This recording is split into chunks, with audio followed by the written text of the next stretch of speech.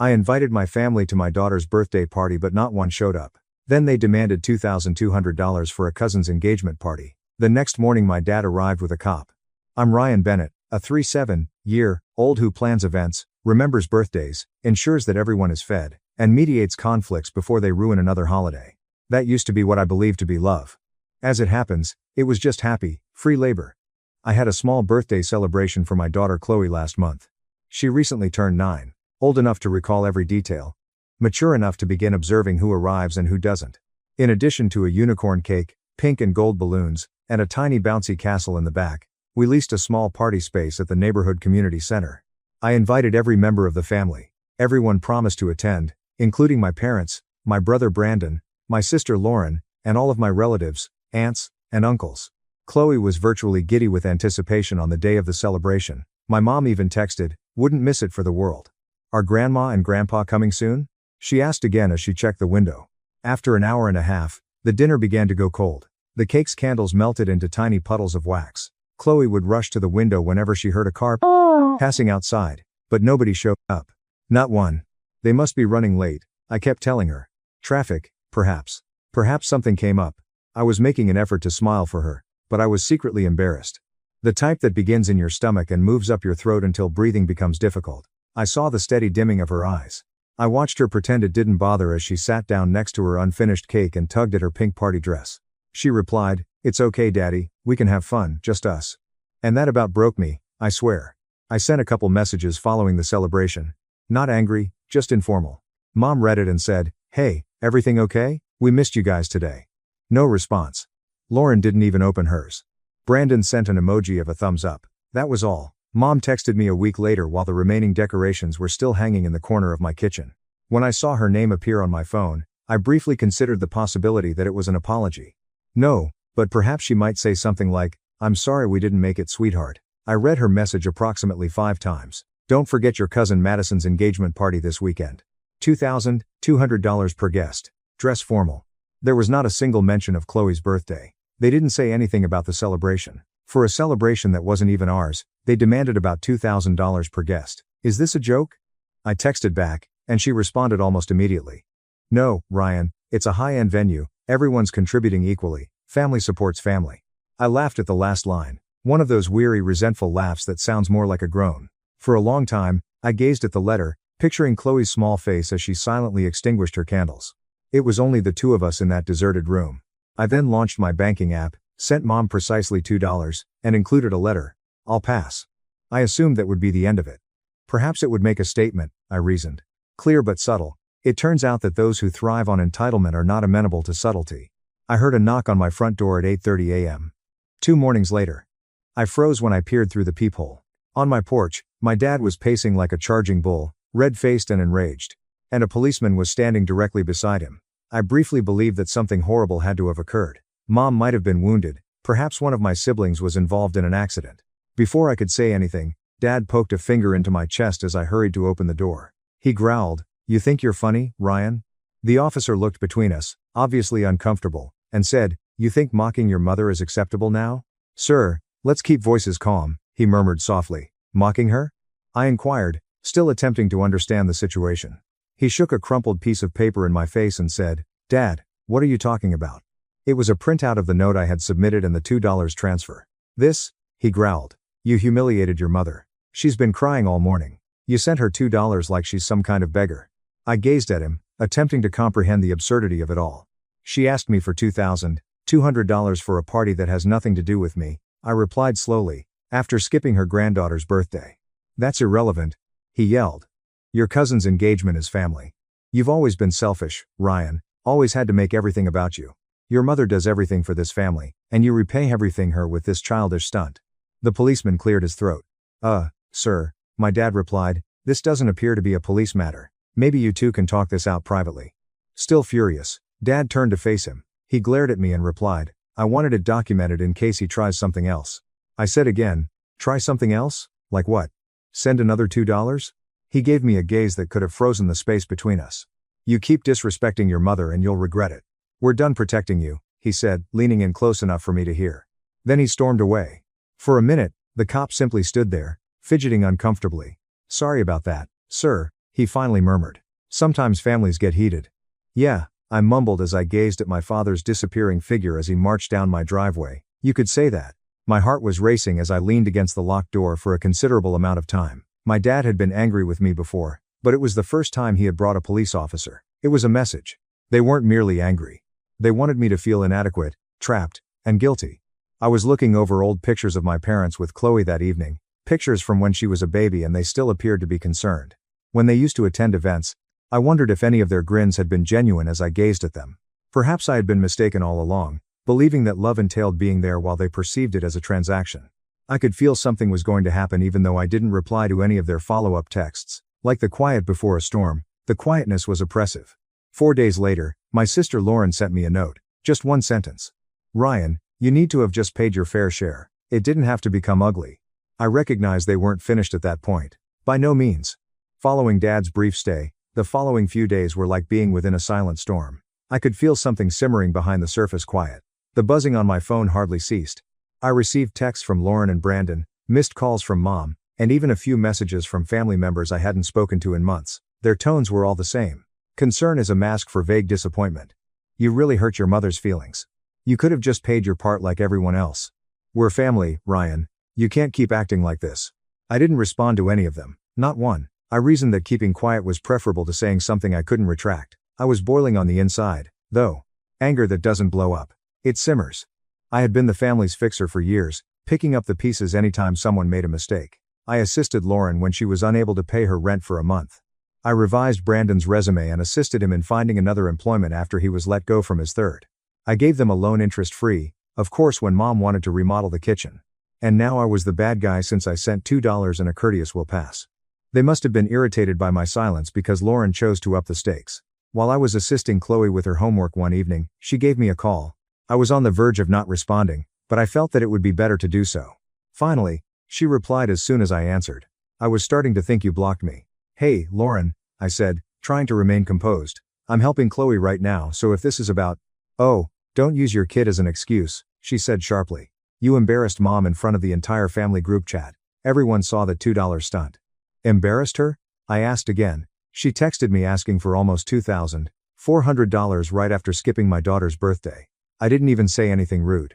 She didn't skip it, Lauren angrily said. She told me she wasn't feeling well. Right? I replied sourly. And Dad? Brandon? You? She paused for a considerable amount of time. A scoff followed. Don't turn this around on us, Ryan. You always think you're so perfect. You don't get how much Mom does for this family. You think you're better than us because you have a house and a steady job. My pulse began to quicken. This isn't about money, Lauren. It's about respect. Chloe cried for hours after that party. None of you even called her. Not once. You're being dramatic, she remarked. Kids forget things like that. I turned to see Chloe calmly sketching with her crayons while seated cross-legged on the couch. She liked seeing her name in glittery pink letters, so she kept the happy birthday sign posted above her desk. I spoke more softly. No, Lauren. They don't. She let out a sigh. She always let out that long, theatrical sigh when she was done acting as though she cared. Whatever. You do what you want, but don't expect anyone to feel sorry for you when Mom cuts you out of her will for disrespecting her. Thanks for the warning, I bluntly said. Now, if you'll excuse me, my kid needs help with her math homework. I then hung up. Then, at least temporarily, there was silence once more.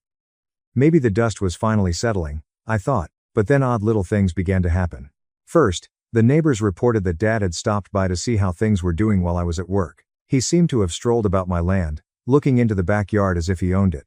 Then Brandon shared some cryptic nonsense on Facebook about self-centered individuals who desert their family when money is at stake. Knowing who he meant didn't require a genius. But a week later, the true blow was delivered. A little family day event was being held at Chloe's school. Nothing extravagant, just parents spending time together, families providing food, and children showcasing their work. I knew Chloe treasured that kind of thing. She had been asking if Grandma and Grandpa would visit this time, and she had been talking about it non-stop. I gently informed her that although they could be busy, I would definitely be there. I received a text from Mom the morning before the event as we were packing her project, a diorama of the solar system that she had created using paint and styrofoam. Just wanted to remind you, it stated, no hard feelings about the engagement party, but please behave at family day today, we don't want another scene. The message made me blink. One more scene. Chloe pulled my hand before I could even comprehend that I hadn't caused any trouble. Daddy, we're going to be late. I chose to ignore it and put the phone in my pocket. I saw them as soon as we arrived at the school. Lauren, Mom, and Dad were all dressed as if they were for a banquet rather than a school function. They were speaking with one of the professors while standing close to the entrance, grinning the phony, courteous smile my mother often wore in public. "Grandma?" Chloe said, her face brightening. Before I could stop her, she bolted forward. Mom hugged her tightly, crouching down with her arms outstretched. She exclaimed, "There's my favorite girl," loudly enough for everyone in the vicinity to hear. "You've gotten so big." It was nearly pleasant for a moment. I witnessed the genuine excitement on Chloe's face as her tiny hands gripped her grandmother's coat. However, Mom's face changed when she looked up and noticed me approaching them. It solidified. She responded, well, and got to her feet. "If it isn't the man who thinks family doesn't matter anymore." "Mom," I muttered. "Not here. Let's just..." With a tense smile, she interrupted me. "Don't worry, Ryan. I won't cause a scene." Beside her, Lauren grinned and sipped her coffee as if she were watching a play.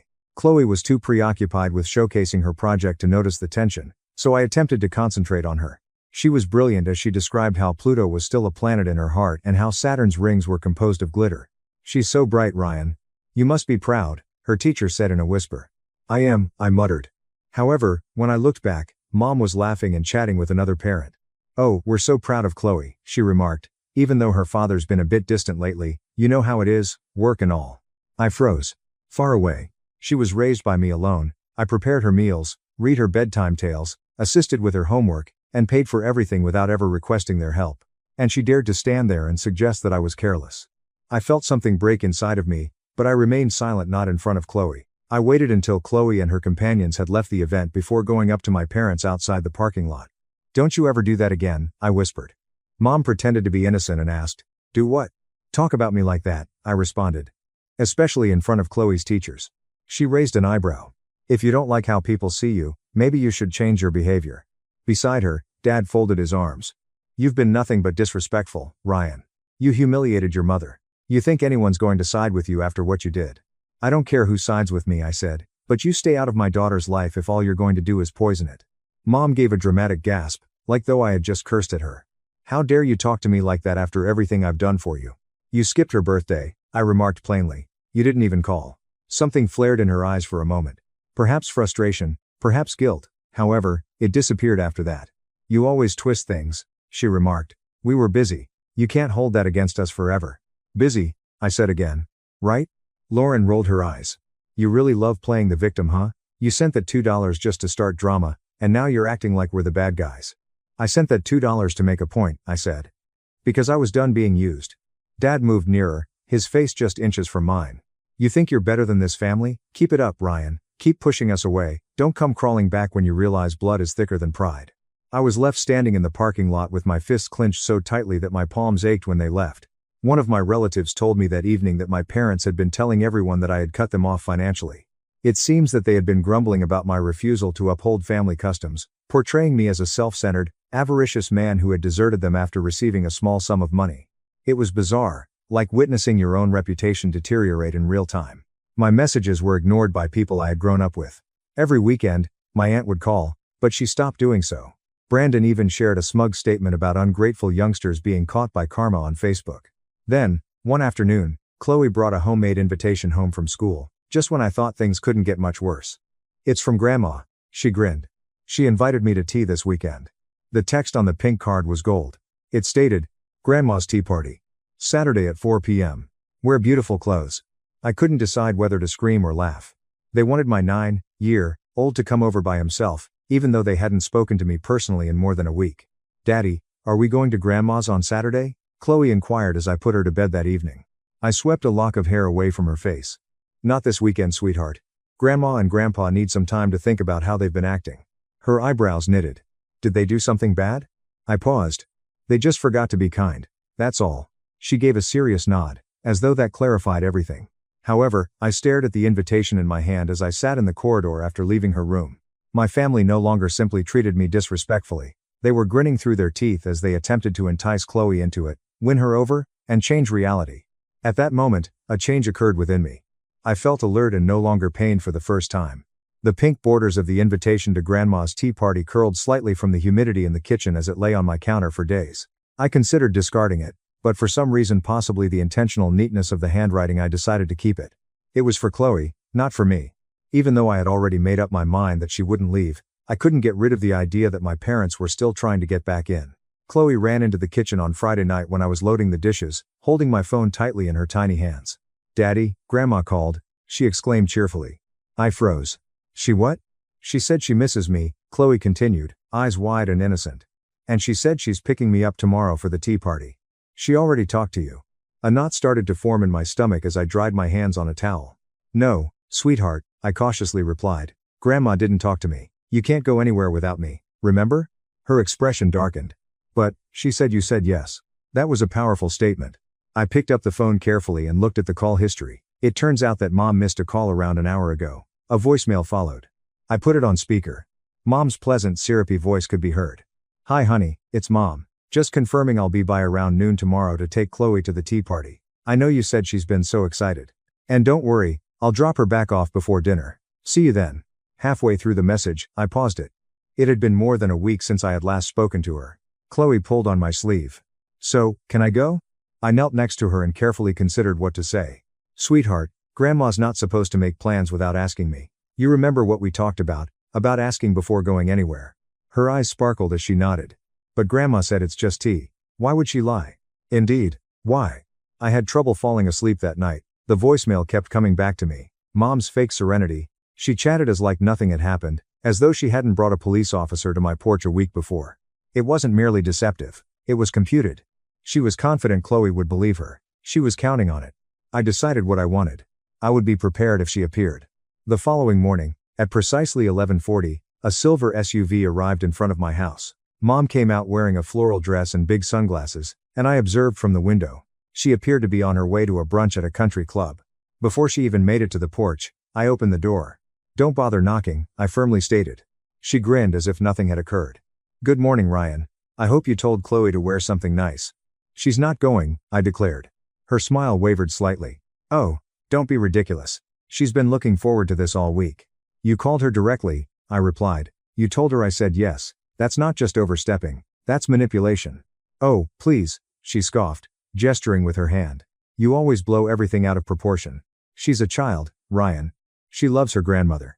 You should be grateful she still wants to spend time with family after the way you've been acting." To keep Chloe from hearing, I closed the door behind me as I went outside. "You don't get to go around me. Not ever. You lost that right when you decided your ego mattered more than your granddaughter's birthday." Her facade was finally broken by that. Her gaze became stern. "Don't lecture me about family values," she growled. "You embarrassed me in front of everyone. You made me look like a fool." "You did that yourself," I muttered, "when you decided to treat your granddaughter like collateral in a family power game." She spoke up. "You're poisoning her against us. You've turned her into some weapon to punish me." "I'm protecting her," I declared. She clenched her jaw and gave me a long glare. She turned and strode back to her car without saying anything more. However, I noticed something odd as she drove away. She didn't immediately return home. She parked 3 houses down so that she could still see my driveway. I knew better, but that ought to have been the end of it. I took Chloe out for ice cream that night. We talked about her favorite things, space, unicorns, and her desire to construct a castle house with slides rather than stairs for 90 minutes. It felt normal again for a while. However, a folded note was taped to my front door when we returned. In the handwriting of Mom. "You can't keep her from us forever."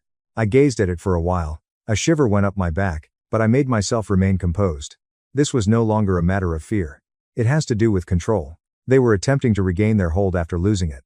My worst fear materialized 3 days later. It was an afternoon on a Monday. The school number appeared on my phone after I had just ended a work call. With my heart already racing, I responded right away. The principal of the school said, "Mr. Bennett, we had a bit of a situation today with Chloe." My chest constricted. "Is she okay?" "She's fine now," he blurted out, but an older couple came to the school around lunchtime. They claimed they were her grandparents and said they were authorized to pick her up early for a family event. I felt the blood drain from my face. "Did they take her?" I managed to ask. "No," he said. "One of her teachers thought it was odd that you hadn't sent a note, so she called the office to confirm. By the time we verified with your emergency contact list, the couple had already left." Chloe was shaken, though. She thought she'd done something wrong. I gripped the phone so hard my knuckles turned white. "Thank you," I said, my voice trembling. "Thank you for calling me." After I hung up, I sat there in silence for a full minute, staring at nothing. They'd actually tried to take her without permission, without even telling me. I called my mom immediately. She didn't pick up, but I left a message. My voice was shaking, but I kept it steady enough to be clear. Mom, if you ever show up at Chloe's school again, I'll file a restraining order. I mean it.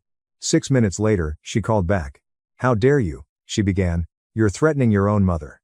You went to her school, I replied. You tried to take her without my consent. We were invited, she insisted. Chloe told us we could pick her up. She was excited. You think she doesn't call us when you're not around? She misses us. I inhaled deeply. You're not listening, Mom. You can't talk to her behind my back. You can't pick her up. You're crossing legal lines now. On the other end, there was silence. Then a chilly chuckle. Legal lines? She mockingly repeated. You always have to make everything dramatic. You think the courts would side with you? You're the one keeping her from her grandparents. Because you've proven you can't be trusted, I said. This isn't about me, it's about her safety. She's my granddaughter, she snapped. You don't get to erase us just because you've got some inflated sense of pride. You think your little moral high ground will keep her away from her family forever? You'll regret this, Ryan. One day she'll see who you really are. She hung up after that. Chloe said to me that evening, Daddy, did I do something bad? Grandma said I could go home with her today. I froze. She said what?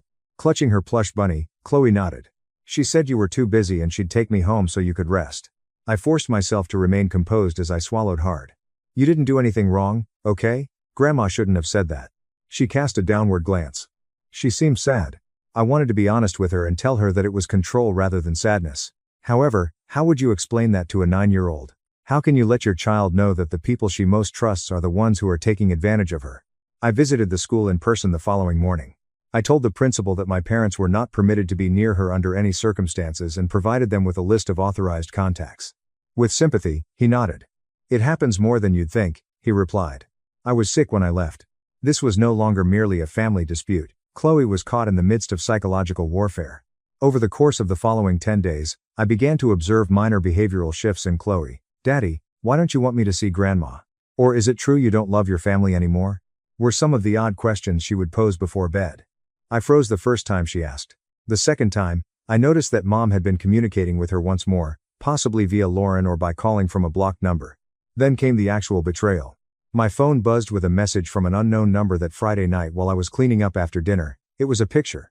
Chloe is grinning while sitting in my parents' backyard with a teacup in her hand. It was taken that afternoon, according to the timestamp. The room tipped, and I felt it. My heart began to pound. I hurried over to her room. She was there, securely reading. However, the picture was taken not too long ago. Then there was another message. When she is here, she appears to be very content. Why would you steal that from her? A brief video clip was shown after it. Laughing, Chloe spun around in their garden. See? Grandma told you Daddy was just tired, Mom said in a faint background voice. I texted back, my hands trembling. How did you obtain this picture? This was taken when? No answer. I didn't get much sleep that night. I continued to check on Chloe to make sure she was still there and secure. My chest tightened at every creak in the house. Somehow, my parents had managed to get her there. Perhaps it was an old picture. In any case, it was intended to frighten me, and it succeeded. I drove to their home the following morning. Mom showed up at the door as soon as I pulled into the driveway, still composed and holding a coffee mug. I want to know where you got those pictures, I replied. She grinned. Relax, Ryan. It was from a few weeks ago. You overreact to everything. You're using her image to get to me, I said, raising my voice. That's sick. She gave a shrug. Maybe I'm just reminding you that she belongs to more than just you. This time, something inside of me broke permanently as I gazed at her. There was no logic in her, no appealing to love, empathy, or guilt.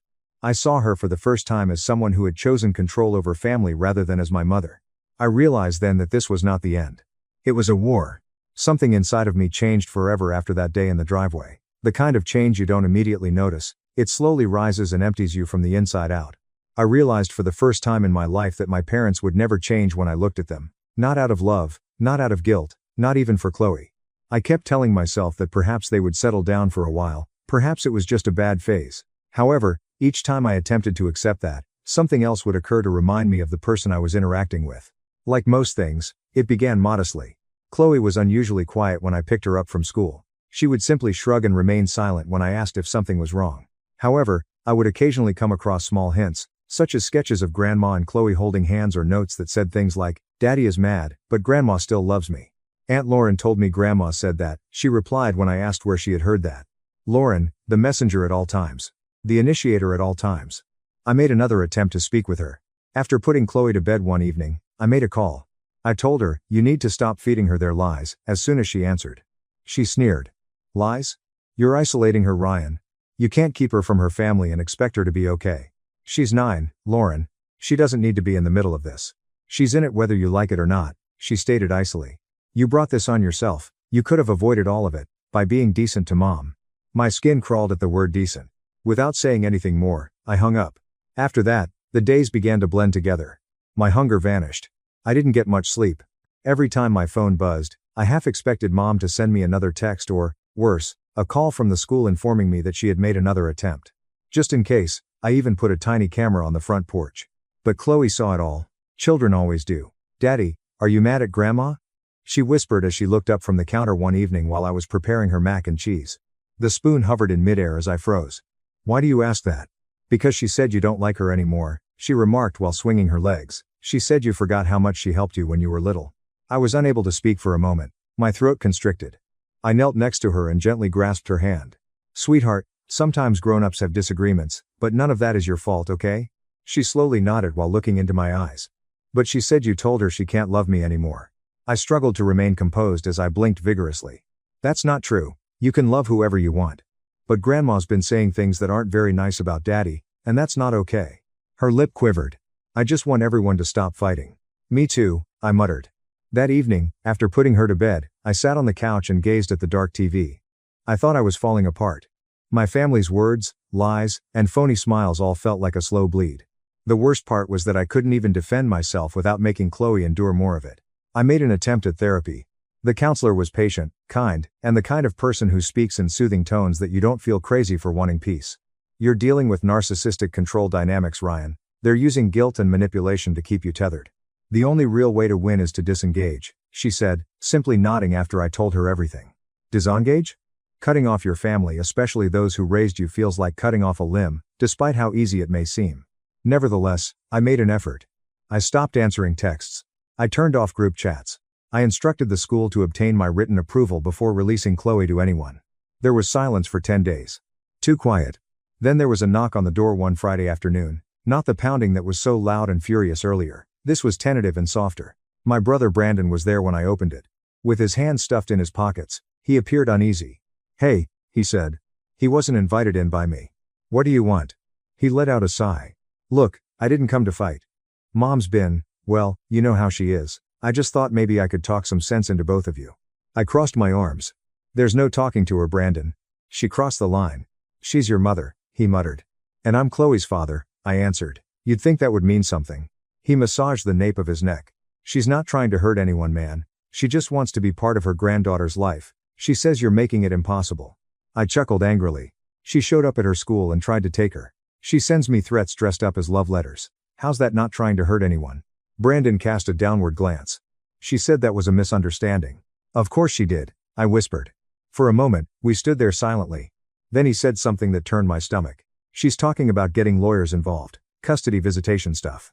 I froze. What? Defensively, he raised his hands. I told her it was a bad idea. I told her you'd never let that happen. But you know how she gets when she's determined. I gazed at him. She's going to try to take me to court for my own daughter. I think it's just a threat, he blurted out. She wants you scared enough to back down. Well, I uttered slowly, mission accomplished. I sat at the kitchen table and stared at the wood grain for almost 90 minutes after he left. There was going to be a storm. I sensed it. Anxiety filled the ensuing weeks. My heart skipped a beat with each knock on the door. My stomach knotted at every unknown number on my phone. Even when I was walking Chloe to school, I caught myself looking over my shoulder. Then the storm struck one evening at around 10:30 p.m. I heard the sound of tires crunching in my driveway while I was half asleep on the couch. Across the wall, headlights flashed. I thought it might be Brandon again, but when I peered out the window, I saw it wasn't his vehicle. Mom owned it.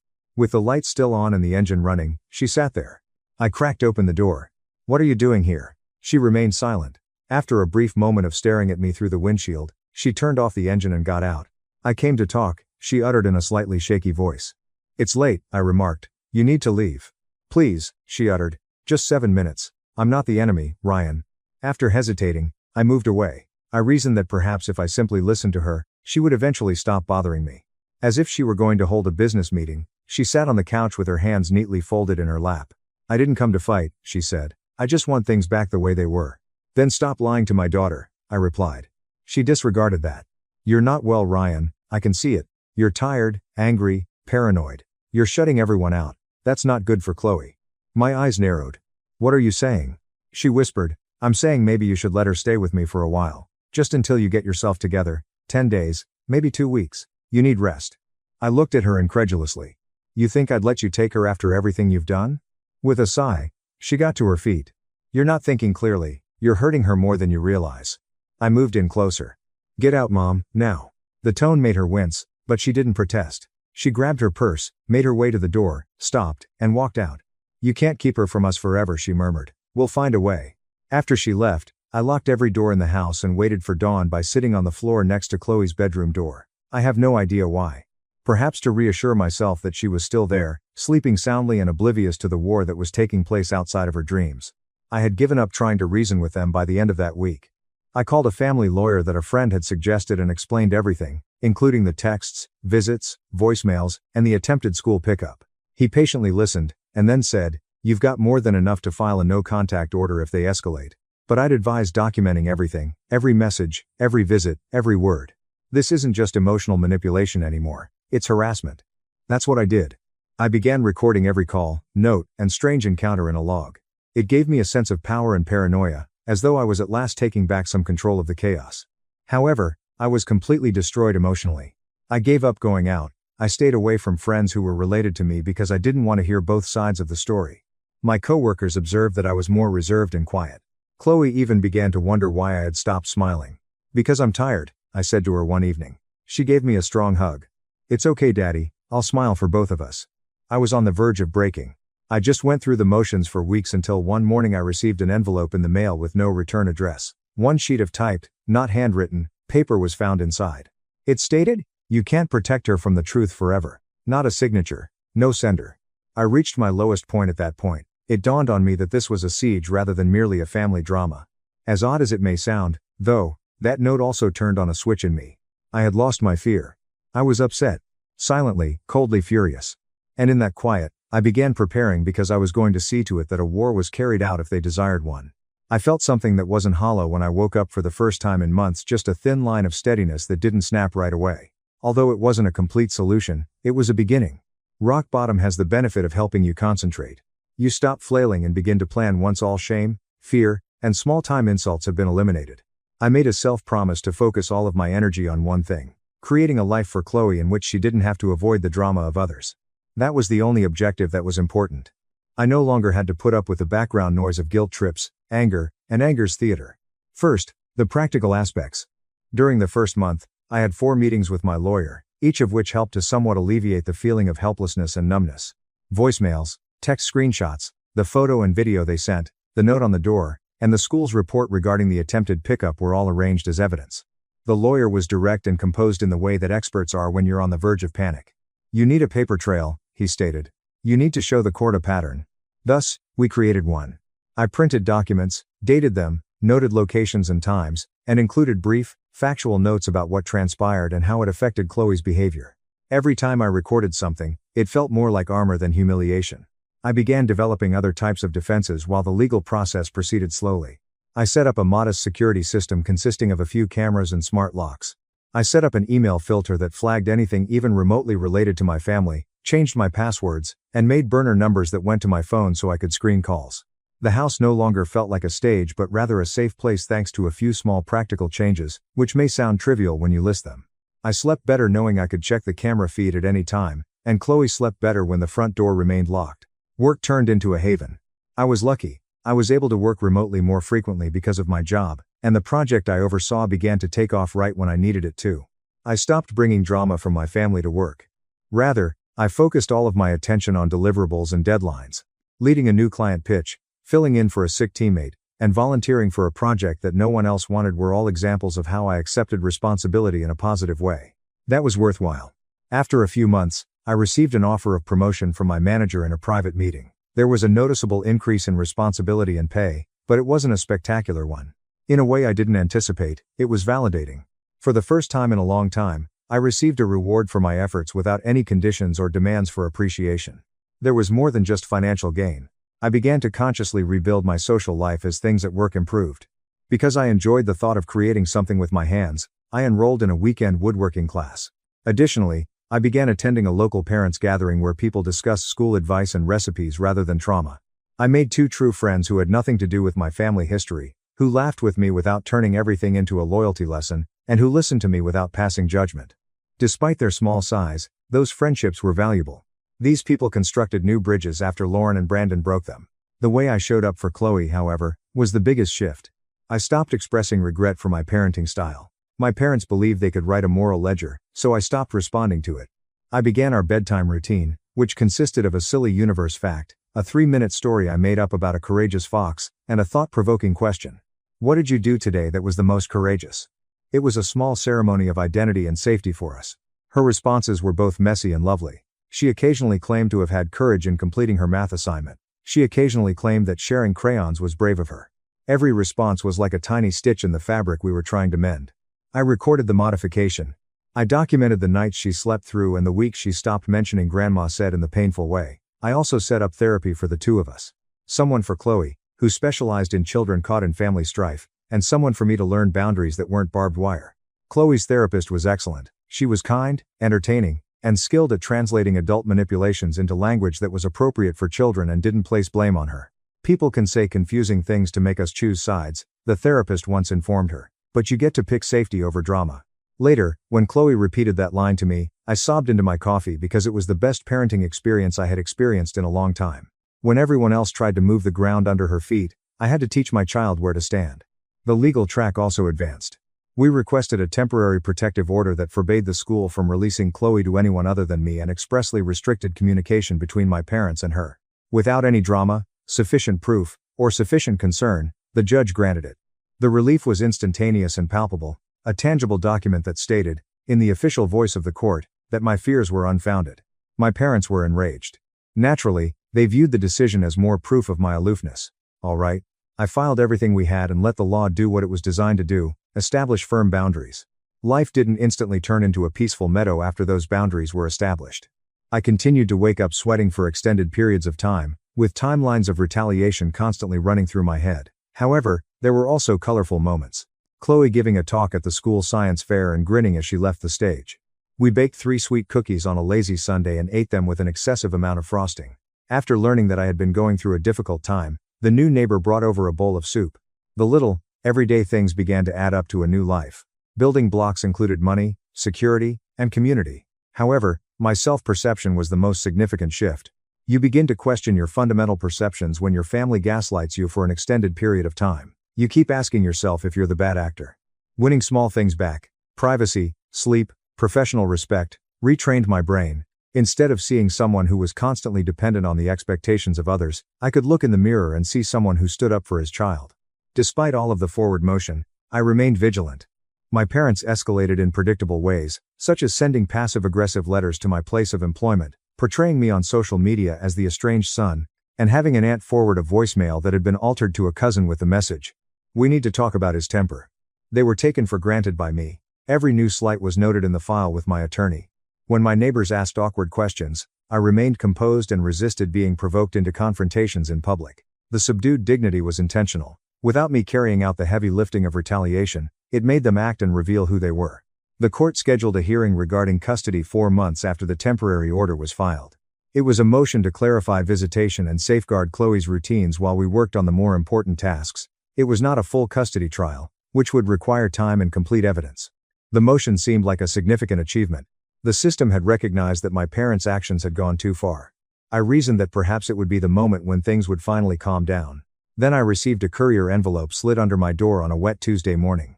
My parents' affidavits claiming parental alienation, depositions, and a request for their own emergency hearing were all contained in a thick packet of documents. They were attempting to divert the court's focus and use the legal system as evidence of their victimization. The timing was deliberate and meant to knock me off balance. The room seemed to tilt backward as my stomach dropped. I felt lightheaded for a moment, the old panic coming back. What if the judiciary agreed with them? What if everything I had rebuilt fell apart because they were more adept at lying on paper than I was at living a real life? After that, I set the packet aside, sat down at my kitchen table, and turned on my laptop. I created a new folder on my desktop and added all of the notes, screenshots, and counselor reports to it. I made an urgent appointment with my attorney over the phone. I told him that I wanted to be prepared, not spiteful or cruel, in a calm voice that concealed my growing adrenaline. Rising doesn't make you invincible. It's that you get over your fear of standing up and fighting when necessary. Testimony and documents would be the battlefield of the hearing. They could make accusations, I could respond with facts. The way the rest of the family would respond when the court started to take notice was something I was unaware of and that no file could have predicted. Would they go around the wagons? Would Sabrina show up? Or would something else occur that completely altered the nature of the battle? I kissed Chloe's forehead, put her favorite stuffed bunny in my bag, and drove to the courthouse with my lawyer on the morning of the hearing. My hands no longer trembled as much. I had completed the task, secured, documented, and made minor repairs. I was no longer merely getting by. I was making progress. My face lost all color when my phone buzzed with a text message halfway up the courthouse steps. It was one line from an unidentified number. Everything is going to change because of what we have. Come see us tonight, keep it a secret. The air felt thin as I stood there with the courthouse columns towering behind me. I had gained control, momentum, and safety from the rise, but it had also put me on an unpredictable path. I felt the weight of choice settle in my chest as I glanced at Chloe's bunny in my bag. I could either follow the message into whatever truth or trap it promised, or I could disregard it and let the legal process unfold. I didn't have to make a decision yet. There were papers to present, and the hearing was waiting. However, as I scanned the screen with my thumb, I became aware that the next action would decide whether the progress I had made would be sufficient, or if everything I had rebuilt was going to turn into a new, darker chapter. The second time around, the courtroom seemed smaller because of the weight of everything you are carrying. It wasn't until I walked in and saw the small changes that I realized how much the first hearing had changed me. The way I answered questions without faltering, how I held my shoulders more erect, and how the anxiety that had previously resided in my throat now manifested as a tightness in my jaw. That morning, my attorney gave me a brief nod that conveyed our readiness without using words. I had constructed a packet that was thick enough to dent a table. The timeline, the incidents, the voicemail, and the attempted pickup were the first things we covered. A brief clip of Mom's message, in which she joyfully promised to pick up Chloe, was shown. The judge furrowed his brow.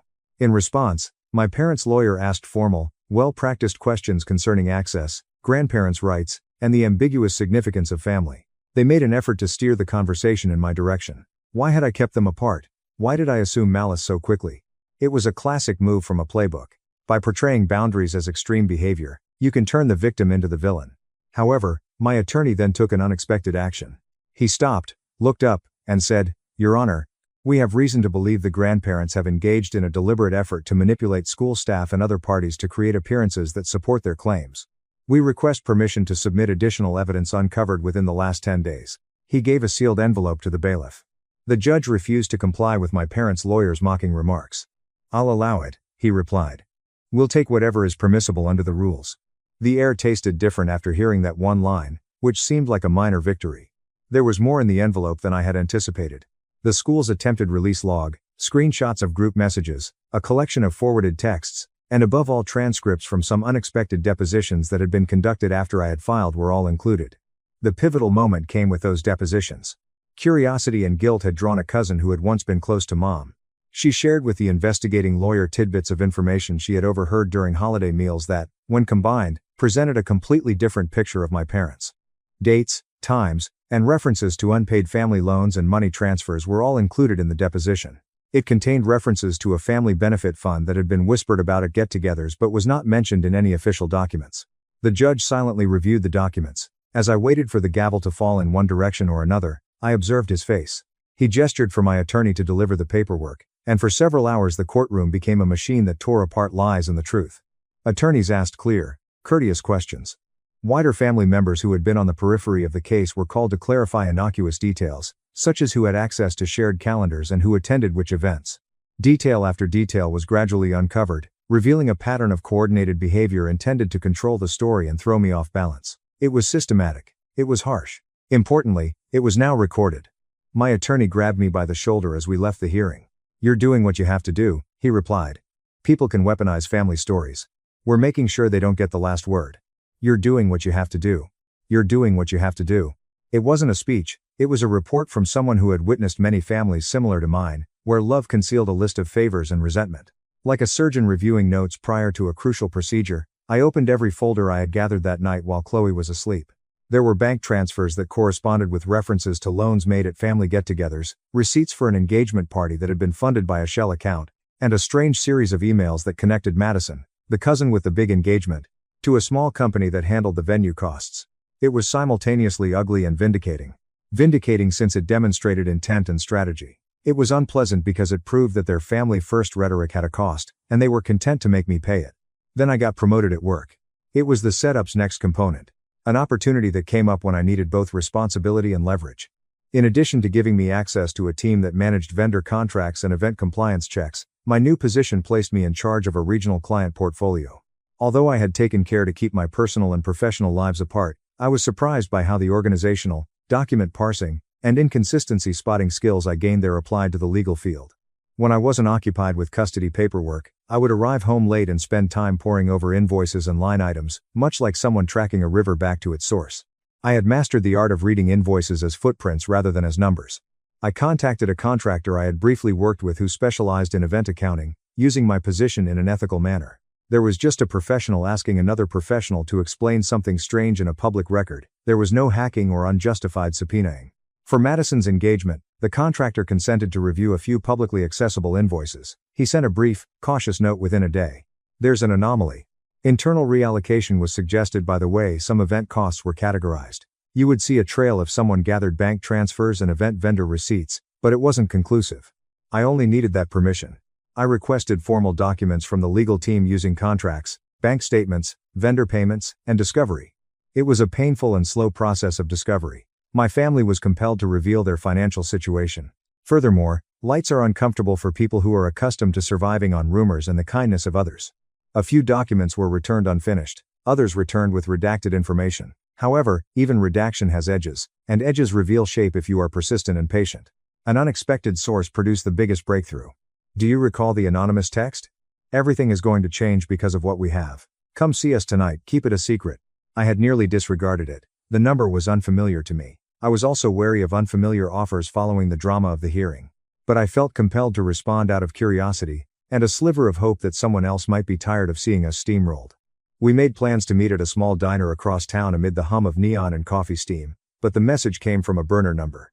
The person who arrived appeared older than me and exuded a cautious, worn-out energy. She identified herself as Evelyn, a mother's side aunt I hadn't seen in a long time. "You don't remember me," she said with an apologetic smile, "but I remember you, and I remember what your mom used to be like before the money talk started." She moved a thin envelope across the table with steady hands. Photocopies, ledgers, small notebooks with mom's handwritten entries, a list of family contributions with names and amounts, and one handwritten line that made my stomach turn were all found inside. Keep Ryan preoccupied. He will always choose the safe path. Payments made to venues for celebrations that the family had presented as communal were connected by bank transfer confirmations to a family events account. Even a faded receipt for a trip that had been marked as a family gift could be traced back to a corporate account, which I later found was managed by a cousin who handled event payments. In a cinematic sense, Evelyn wasn't a whistleblower. She was a reserved woman who had had enough of seeing the same thing over and over. Grand displays, whispered expectations, and the slow extraction of money and loyalty from those who could be counted on. "I can't keep this," she declared. "You're the one who's actually trying to protect Chloe. I don't have the stamina for the fights. But you do. You always did.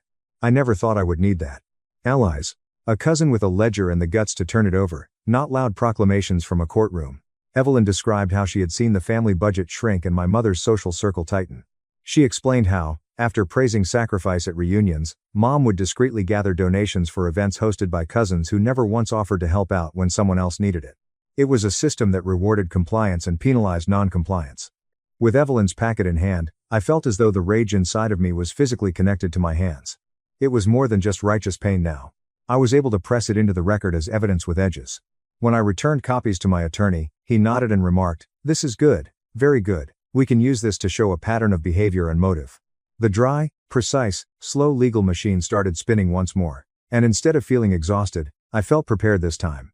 The pieces began to fit together in ways that were almost cinematic.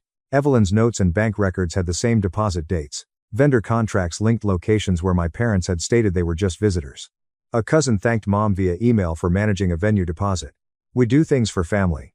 Its tradition, which had been their go-to story, was becoming a liability ledger. However, power is an interesting concept. The emptiness I had experienced at my lowest point was not alleviated by getting it. The battle became more intense as a result. I became more aware of the dangers as a result. I was no longer just a father protecting his daughter from minor mistreatment. I was a fact finder capable of upending a family empire based on emotional blackmail. The more I learned, the more I comprehended the perverse incentive status, invitations to exclusive events, the warm glow of being viewed as the family matriarch while someone else paid the bills that had enabled my parents to act in this way. My lawyer knuckled his forehead and uttered the words I had been waiting for one evening following a demanding day of meetings and document review. If we present this properly, if we show pattern and intent, it shifts the narrative in court. It shows they were conducting a campaign, not operating out of spontaneous family affection. You have leverage, Ryan. Use it wisely. Utilize leverage. Like a tiny, hard stone, the word sat with me. I had a list of their procedures from Evelyn. The gaps had been filled in by discovery. I was able to analyze the data in a way that appeared credible and professional thanks to my promotion and the skills I had acquired. The order for temporary protection had been upheld. My daughter had better sleep. Dinner conversations with my friends were lighthearted and casual. Nevertheless, there was the message from that unidentified number and the thin trail that had brought about Evelyn's bravery and silence. Evidence that allies can occasionally be found in the most unlikely places. Another message blinked across my phone that night as I lay awake considering how to present the next trench of evidence. This one was not like the others. A single line and a location pin. There's more. Eastbridge Warehouse, Sunday, 8:30 p.m. Come by yourself. Not a name. No justification. The only sound in the room as I gazed at the screen was the hum of the refrigerator. My initial reaction was to treat the message with suspicion. That weird metallic pull of possibility was my second. Evelyn had been a real-life example of how assistance could materialize. Perhaps this was the same. It might have been a trap. Perhaps it was the last piece that would blow everything apart. The judge's thoughtful, silent reading of the first packet came to mind, followed by the stacks of papers I had cataloged and Chloe dozing off down the hall. In contrast to the machinery I was starting to see, I remembered my dad's red-faced visit with the cop on the porch and how small that felt now. This went beyond small-time retaliation. It was about exposing a system that had spun kindness without permission after using it as currency. On paper, the decision was straightforward, but in my heart, it was difficult. Go meet someone you don't know at night and risk everything. Alternatively, avoid going and allow the legal proceedings to unfold slowly, possibly failing to strike the raw nerve that could render the entire matter indisputable. Before I put the phone down, I took a picture of the message and sent a single line to my attorney. I understand this. Suggestions? He responded almost instantly. Be careful if you go. Don't travel by yourself. However, it might be the hinge if someone is providing tangible proof. I gazed at the final word. Hinge. It had a gravitational pull on me. Rebuilding and gaining traction had been the focus of the ascent. The preparation for what followed was like being on the brink of a different kind of ascent. Not merely obtaining information, but applying it in a way that might influence power. Across the diner, I considered Evelyn's quiet face. Regarding the ledger, which had seemed like a harsh, unvarnished reality. Everything might change if there was more of that kind of thing, something that would prove the pattern. In the dark, I assured Chloe that my next move would be to keep her safe and create a life in which she wouldn't need to be a pawn. After that, I waited for Sunday while packing a small bag that included a phone, recorder, power bank, and flashlight. I promised myself that I would exercise caution. I promised myself that I would not let my anger dictate my choices. I reminded myself that this was merely a detour, and that the legal route was the main one. When Sunday finally arrived, the sky was gray and low, as if it were holding its breath. I arrived at the Eastbridge Warehouse 12 minutes early, parked 3 blocks away, and watched the door from the comfort of my car. This time, my hands were steady, but when a figure emerged from the shadows and looked around, my heart began to race like a metronome. For a brief moment, I was on the verge of getting up and leaving as they made their way purposefully toward the loading dock. I recognized the silhouette when the figure turned. Tall, a well-known shoulder tilt. There was a tiny, absurd leap in my heart. Brandon was the one. He approached silently, his hands in his pockets and his face unreadable. Before I could stop myself, I said, "What are you doing here?" He gave me the impression that he was clinging to something brittle. He muttered, "You think I support what they did? I didn't used to, but I was." After pausing, he continued, "I was scared." A second car pulled up and headlights cut across the dock before I could respond. 2 individuals emerged. A heavy cardboard box that appeared to have been handled 1,000 times was carried by one of them. The smaller, apprehensive one kept looking at us. With their mouths clenched, they put down the box and retreated. Brandon gave me a look. "Whatever's in there, it's enough to put them away if it's real," said the man. "But promise me one thing. If you open it, don't do it alone." I ought to have inquired further. I ought to have demanded witnesses, a public location, and live cameras. However, I was drawn in by the way the box appeared to be waiting on the concrete. I nodded. Like we were smuggling a relic, we loaded it into my car. The box weighed more than it appeared to. My fingers made tiny imprints on the lid's dust. When we opened it, there was only one sheet on top. A name on a folded piece of paper caused the room to tilt. My breath caught as I unfolded it. It was a list. Names. Dates. Sums. And there was a brief entry at the bottom in handwriting that I knew too well. Keep Ryan preoccupied. I glanced up at Brandon. This is bigger than I thought. He took a swallow. Then we show the judge. We show them everything. We end this. The pieces were finally put together in a way that made me feel lightheaded outside in the dim light of the warehouse parking lot. I grasped the paper as if it were a compass pointer, pointing to a reality I had been attempting to discover. For the first time in months, I felt alive, scared, and steady. My phone buzzed in my pocket after that. An unknown number sent a message. A picture. It showed the open box from a viewpoint that suggested someone had been observing us. One line below it. You ought to have left well enough alone. I sensed the air becoming thinner. It felt colder in the warehouse. Brandon's face went pale. The box sat between us like both a threat and an answer. I had to make a decision immediately after glancing at the paper I was holding and then at Brandon. With what we had, march into court and take a chance on all the unknowns that loomed over us. Alternatively, take a step back and allow the law's sluggish machinery to operate at its own speed. No matter what I chose, the previous state of affairs could not be restored. The revenge setup was ready, thorough, lawful, and filthy. The hinges were now in position. After carefully folding the paper, I slipped it into my jacket pocket. A car door slammed outside. There were footsteps coming. I was still unsure if the footsteps were a sign of assistance or the beginning of something worse. Brandon gave me a single, shaky nod when I looked at him. Let's go, he said.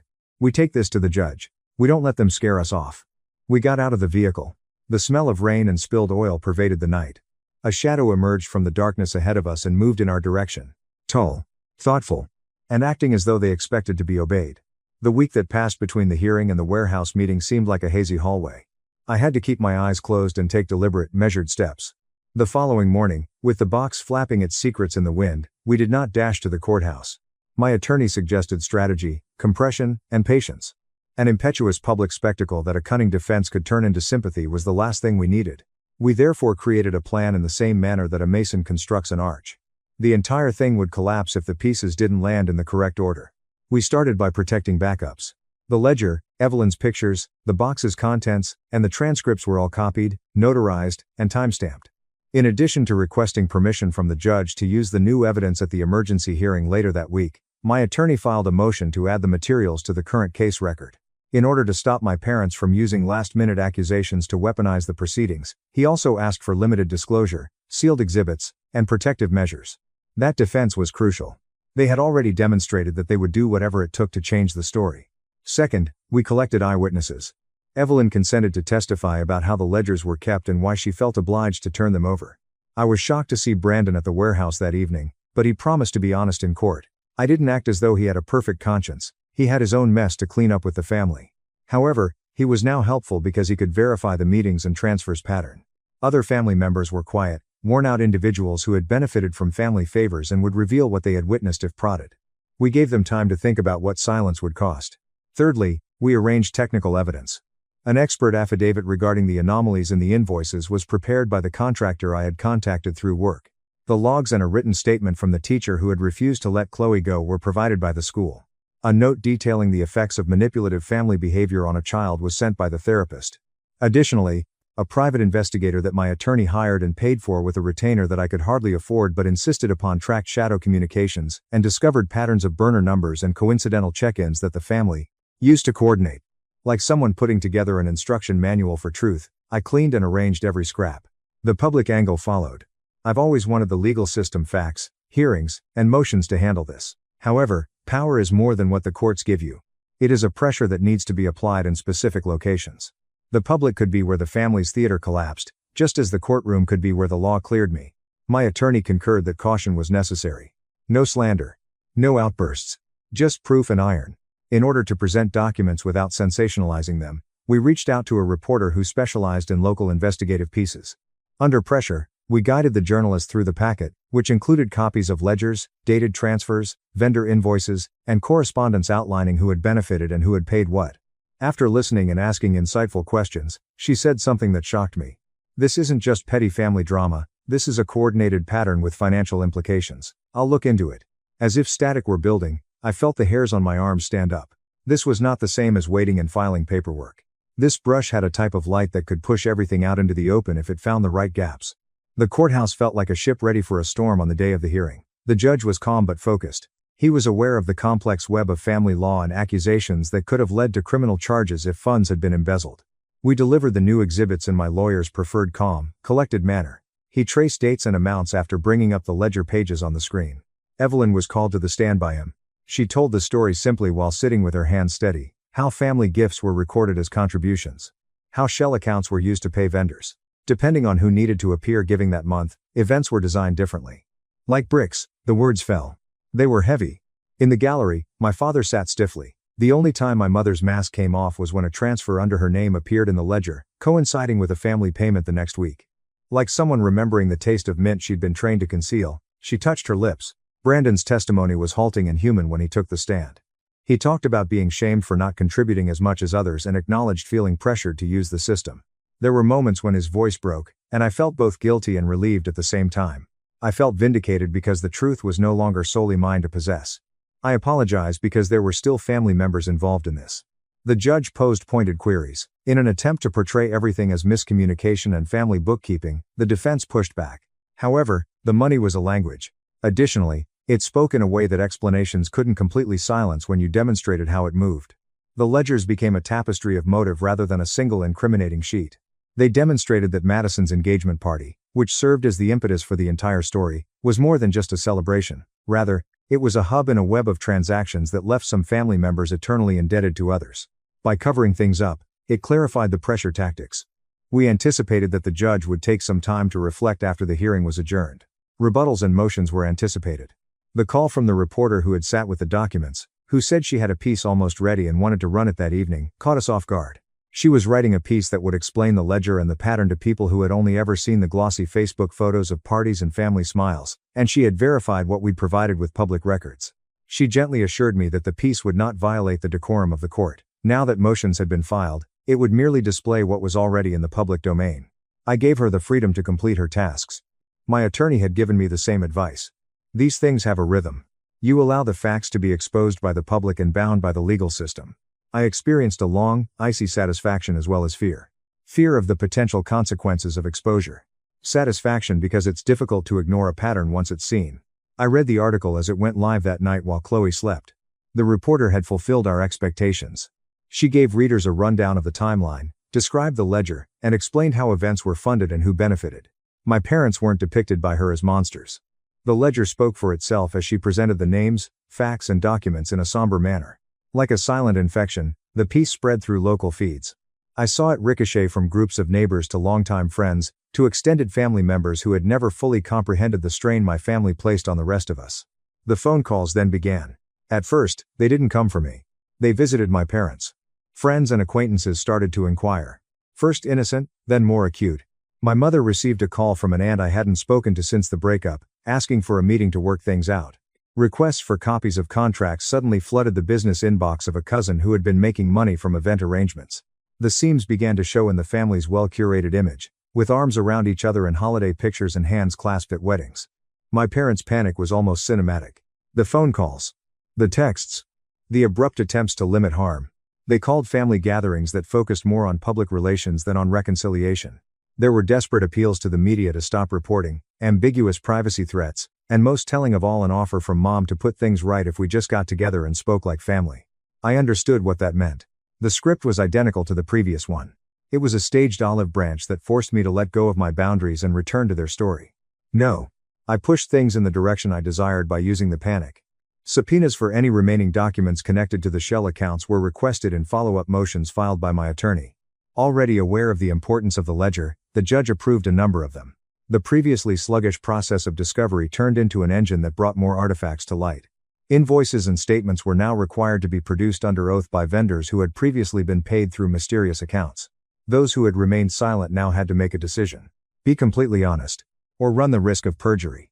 When the right conditions are met, the truth has a way of coming to light. The ostentatious event that had sparked so much of this was Madison's engagement party, which was set to take place at a pricey venue downtown 2 weeks after the article. It was going to be a weekend filled with speeches, pictures, and carefully planned happiness. The ideal setting where a family's reputation was typically handled with care. My parents were counting on the celebration to change the story and present a different image of themselves to their friends. They anticipated social media posts that would portray them as giving hosts and cameras that would capture beautiful images. My choice was like pulling a thread and seeing a meticulous pattern start to fall apart. I reached out to the director of the venue, not to make a fuss, but to give them a courtesy copy of the documents and to ask for a straightforward request. Complete cooperation with my attorney in the event that any statement or document pertaining to the event's finances is needed. I did this openly and in the same circumspect manner that we had employed in court, rather than in secret. Naturally, the venue had legal representation and a responsibility to safeguard its own interests. Off the record, the director informed me that they had no desire to be involved in legal proceedings or to be the site of a purported financial scandal. We devised a legal strategy that was as silent as a scalpel strike. Our attorney filed a motion the day before the engagement, asking the venue to hold specific documents and limit the use of specific marketing materials while discovery is ongoing. The court was asked to preserve evidence in this narrow, legally based motion. It was signed by the judge. The location complied. The word spread throughout the family the following morning. Documents would be examined. Some payments would be closely examined. Fear replaced panic. Madison's party seemed to be going well. Due to the large number of diners, the venue was unable to cancel without serious consequences. However, nothing remained the same behind the scenes. Important invoices were still in escrow. Some VIP lists were questioned. Vendors were contacted. The family's PR-conscious cousins' planned social media posts were postponed. Instead of the coronation that the family had anticipated, they were asked pointed and courteous questions about who had really paid for the flowers and whether any one family member had sponsored, loaned, or advanced the event. Once comfortable conversations turned brittle and thin. I stood with Brandon and Evelyn in a tiny cafe across town on the night of the celebration. We waited while keeping a safe distance from the feed. The intention was not to publicly humiliate in a fit of rage. That would be inexpensive, simple, and counterproductive. The idea was to let the system take care of itself, and use the truth as an undertow to progressively undermine the family's performance.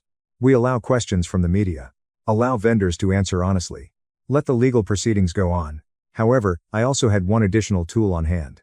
The ledgers and photocopies in the box demonstrated the pattern of benefits and transfers. The ledger could be used as a detonator if the press and the court were working slowly and steadily. Something last. Something that cannot be disputed in public. The operations manager of the venue, who had been helpful in private, approached the event host with a formal letter late in the evening as speeches were taking place and champagne was being poured. There was silence in the room. The slow, courteous letter made the atmosphere seem thinner, but nobody anticipated drama. As part of the ongoing legal proceedings, a vendor had subpoenaed confirmation of payment. The manager clarified that some accounts would be frozen while documents were released in accordance with a court order. The music faltered. Discussions faded into quiet. I saw the caterpillar effect in action. A single thread was pulled. Everything else became more rigid. My cousin, the host, who had made a living by planning events, appeared to have had their cards discreetly taken from them. Visitors moved. Instead of being used for filming, phones were used for whispering. After practicing smiling through everything, the family now practiced being surprised. My phone vibrated after that. One line from an unidentified sender. The rest are known to us. Don't give up now. A picture from inside my mother's party at the head table was placed beneath the text. Cover her mouth with your hand. Wide-eyed.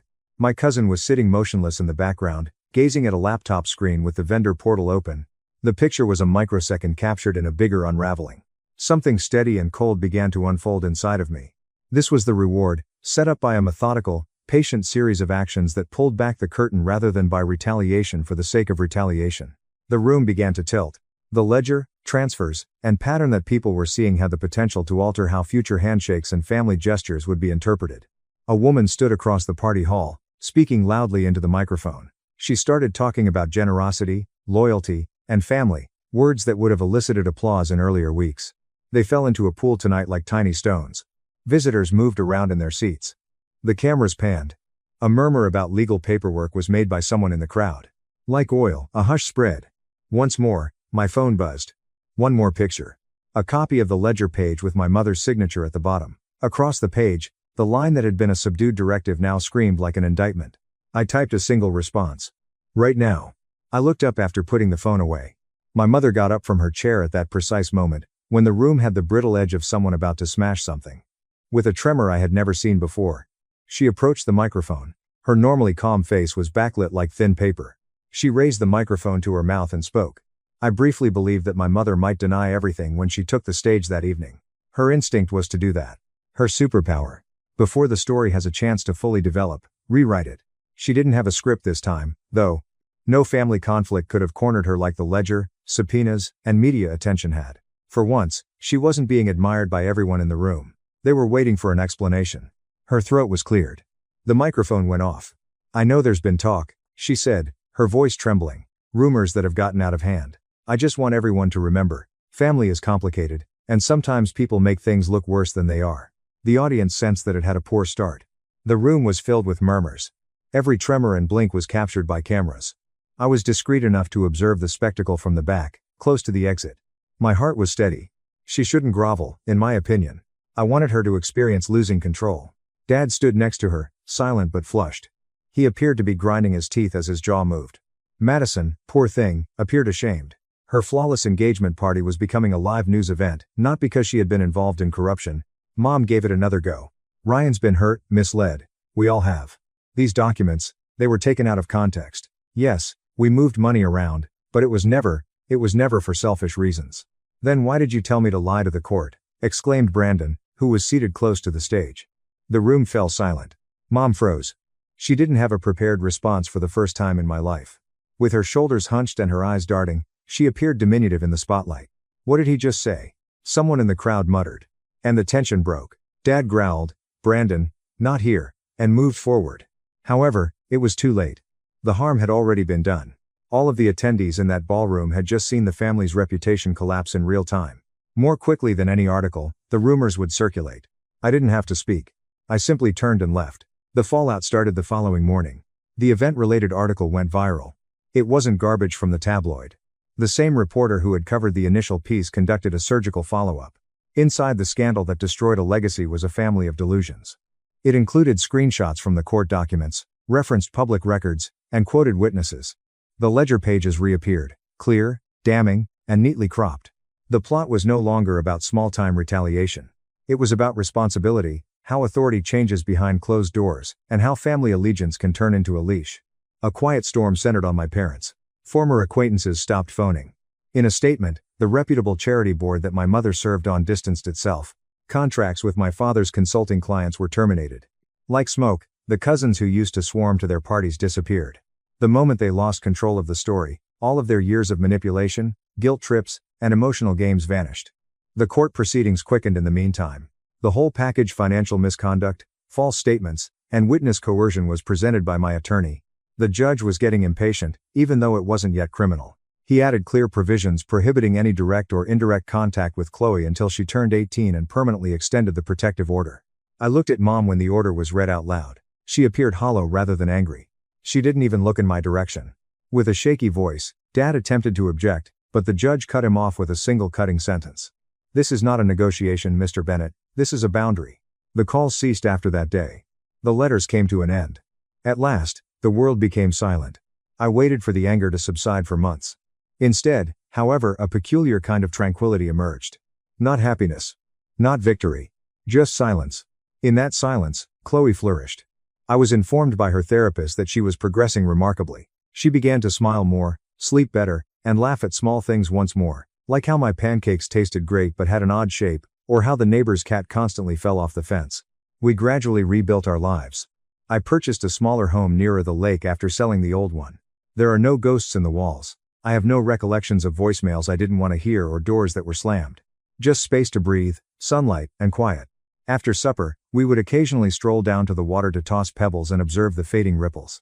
"Do you think Grandma and Grandpa miss us?" Chloe inquired one evening. I stopped and replied, "Maybe.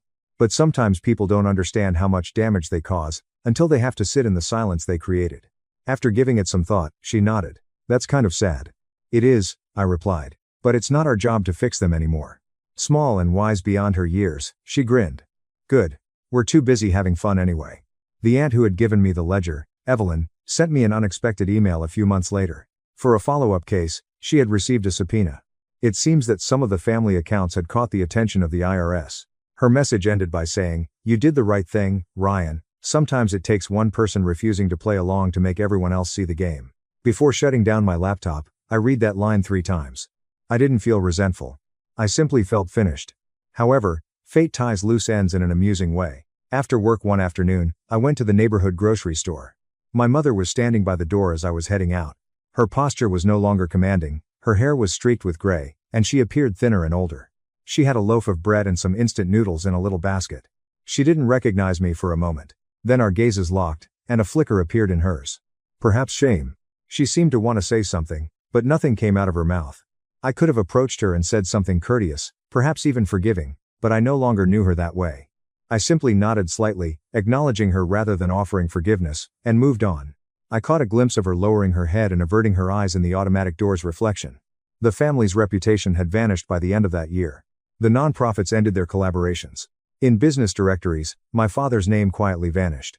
Madison used family stress as an excuse to postpone her wedding indefinitely. The cousins who used to boast about belonging to the Bennett clan completely stopped using the last name. My parents moved into a small condo 3 towns away after selling the large house. Through the grapevine, I learned that they were largely private. They never made another attempt, and I never got in touch. Personally, I didn't grow resentful. I didn't get chilly. I recently discovered the distinction between silence and peace. One is merited. The other is enforced. At last, I had the first one. The living room was crowded with friends, neighbors, and even Chloe's teacher on her 10th birthday. She had insisted on decorating the cake herself, and the result was a disorganized rainbow mess. There was genuine, boisterous laughter that didn't need to mask tension. She turned to face me after blowing out the candles and said in a whisper, "You kept your promise, Daddy." I grinned. "Which one?" "That you'd make this year better than the last." I gave her a hug and held on for a bit longer than normal. "I told you," I whispered. "We don't need everyone to show up. We just need the right people, too." She ran off to play, giggling. As I watched the balloon swing against the ceiling fan for a while, I became aware of something subtly lovely. Destroying them had not been the goal of revenge. It had been about taking back what they had attempted to take: our story, our peace, and our unconditional right to choose love. Justice was not a thunderous roar. Like a door finally shutting, it whispered. I went outside to get some evening air as the laughter erupted once more. Behind the hills, the sun was sinking. The sky was streaked with rose and gold. I pulled out my phone and checked the last unread message in my inbox, one that I had archived rather than deleted. Before the fallout, months ago, it came from my mother. "Family always manages to reunite." I read it again, grinned a little, and hit delete. After that, I put my phone back in my pocket, gazed out the window at our house's glow, and muttered to myself something akin to a prayer. You finally understand. Family does find its way back together once you remove the rot. During a family vacation, my husband's family treated me coldly and isolated me. He justified their behavior as family tradition. I plastered on a smile and said, "Perfect. I have my own way too." The next morning, all hell broke loose. They found out what I'd done. In looking back, the signs were always there. The casual digs, the dismissive glances, the way I was always treated as an afterthought in my own marriage. But I ignored them. I loved my husband, Mark. I kept telling myself that if I just kept trying, if I was patient enough, things would change. They didn't. Instead, I ended up on this family vacation in Hilton Head, South Carolina, supposed to be fun and relaxing, but it turned into something else entirely. Something I'll never forget. We'd just arrived at the resort. Picture perfect, you know? White sand, palm trees, the sound of the waves. I was actually excited. I hoped, maybe naively, that this trip would be different. That my in-laws, Richard and Susan, would finally warm up to me. That we'd sit together, laugh, actually bond as a family. I was wrong. That first night, we went to a nice restaurant. The waiter led us to a long table set for our group. Just as I was about to sit next to Mark, Richard piped up. "Oh, there must be some mistake," he said, shaking his head. "She'll need her own table." I blinked, thinking I'd misheard. "Excuse me?" Susan didn't even look up from her menu. "It's just how we do things." I looked at Mark, waiting for him to say something, to tell them how ridiculous this was. That I was his wife, not some random stranger. Instead, he just sighed and shrugged. "It's just their way," he muttered. Their way. So, I sat at my own table. Alone. I should have walked out right then and there. But I didn't. I told myself it was just a weird tradition, a one-time thing. It wasn't. The next morning, I got up early to go to breakfast with my family. I headed down to the hotel restaurant, expecting to see them waiting. They weren't. I texted Mark. No response. I wandered around for nearly half an hour before finding them already sat at a large table, halfway through their meal, laughing and chatting as if nothing was wrong. As if I didn't exist? I walked up, completely puzzled. Why didn't you tell me you were coming down? Richard barely glanced up. We assumed you'd figure it out. Susan sipped her coffee. It's just how we do things. I looked at Mark. He was already eating, acting like everything was perfectly normal. That's when it hit me. I wasn't part of their family. I never had been. And Mark. He wasn't on my side. The rest of the trip followed the same depressing pattern. Every meal, I ate alone. Every group activity, they casually forgot to invite me. They went on a private boat cruise, which I learned about from their damn Instagram. They did a formal wine tasting, I only realized when I walked past them in the foyer, all dressed up and heading out the door. I asked Mark about it later. You could have texted me, I said, trying to keep my voice even. He just groaned again, as if I were the one being difficult. It's just their way. That was the only answer he ever gave me. By the fourth day, I'd had it. I stopped trying. I stopped asking. They wanted me to be invisible? Fine. But they had no idea what was coming. I had my own way too. That night, while they were out drinking and enjoying their perfect little family vacation, I went back to the hotel room and got to work. I wasn't just sitting at a separate table, I was prepared to remove myself entirely. And they were about to feel it. I pulled up my email, opened the reservation confirmations, and got to work. Because guess what? I had booked everything. The hotel bore my name. The rental car was paid for with my credit card. The dinner reservations were on my account. Susan had been looking forward to her resort spa day for weeks. Oh, yes. I'd booked that too. I canceled everything. One by one. I wiped their precious little vacation off the map. Their rooms? Canceled. Their rental car? Gone. Their fancy dinner at the seaside restaurant? Not happening. I even called the spa to politely advise them that Susan would not be attending. Then, I packed my bags, took the rental car, and left. While they were clinking glasses and toasting to their ideal family dynamic, I was already driving down the highway towards Charleston. I booked myself a luxury suite, ordered room service, and sat on the balcony overlooking the ocean, finally at peace. Meanwhile, back at Hilton Head, all hell was breaking loose. I woke up in Charleston feeling refreshed for the first time in days. The seaside wind blew through my hotel room as I sipped my coffee and sprawled out in a soft lounge chair, watching the waves roll in. Then, my phone started buzzing nonstop. Mark. I let it ring. Then Susan. Then Mark again. Then Richard. I put my phone on silent and smiled. They'd finally noticed. I plastered on a smile and said, perfect. I have my own way too. The next morning, all hell broke loose. They found out what I'd done. In looking back, the signs were always there. The casual digs, the dismissive glances, the way I was always treated as an afterthought in my own marriage. But I ignored them. I loved my husband, Mark. I kept telling myself that if I just kept trying, if I was patient enough, things would change. They didn't. Instead, I ended up on this family vacation in Hilton Head, South Carolina, supposed to be fun and relaxing, but it turned into something else entirely. Something I'll never forget. We'd just arrived at the resort. Picture perfect, you know? White sand, palm trees, the sound of the waves. I was actually excited. I hoped, maybe naively, that this trip would be different. That my in-laws, Richard and Susan, would finally warm up to me. That we'd sit together, laugh, actually bond as a family. I was wrong. That first night, we went to a nice restaurant. The waiter led us to a long table set for our group.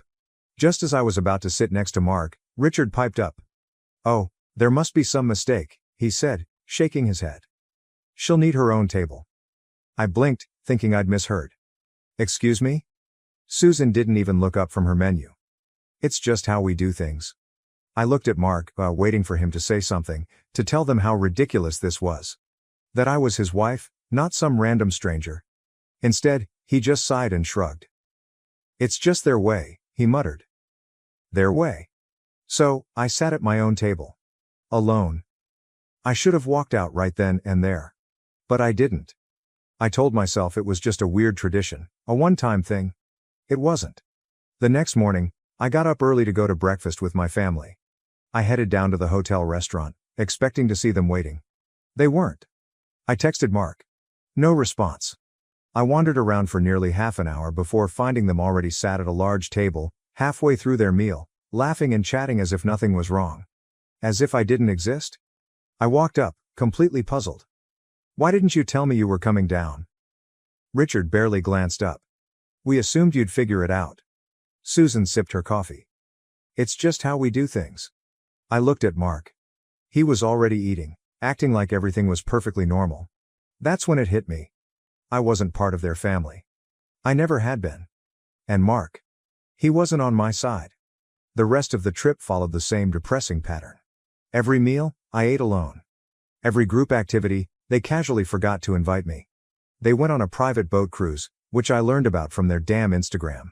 They did a formal wine tasting, I only realized when I walked past them in the foyer, all dressed up and heading out the door. I asked Mark about it later. You could have texted me, I said, trying to keep my voice even. He just groaned again, as if I were the one being difficult. It's just their way. That was the only answer he ever gave me. By the fourth day, I'd had it. I stopped trying. I stopped asking. They wanted me to be invisible? Fine. But they had no idea what was coming. I had my own way too. That night, while they were out drinking and enjoying their perfect little family vacation, I went back to the hotel room and got to work. I wasn't just sitting at a separate table, I was prepared to remove myself entirely. And they were about to feel it. I pulled up my email, opened the reservation confirmations, and got to work. Because guess what? I had booked everything. The hotel bore my name. The rental car was paid for with my credit card. The dinner reservations were on my account. Susan had been looking forward to her resort spa day for weeks. Oh, yes. I'd booked that too. I canceled everything. One by one. I wiped their precious little vacation off the map. Their rooms? Canceled. Their rental car? Gone. Their fancy dinner at the seaside restaurant? Not happening. I even called the spa to politely advise them that Susan would not be attending. Then, I packed my bags, took the rental car, and left. While they were clinking glasses and toasting to their ideal family dynamic, I was already driving down the highway towards Charleston. I booked myself a luxury suite, ordered room service, and sat on the balcony overlooking the ocean, finally at peace. Meanwhile, back at Hilton Head, all hell was breaking loose.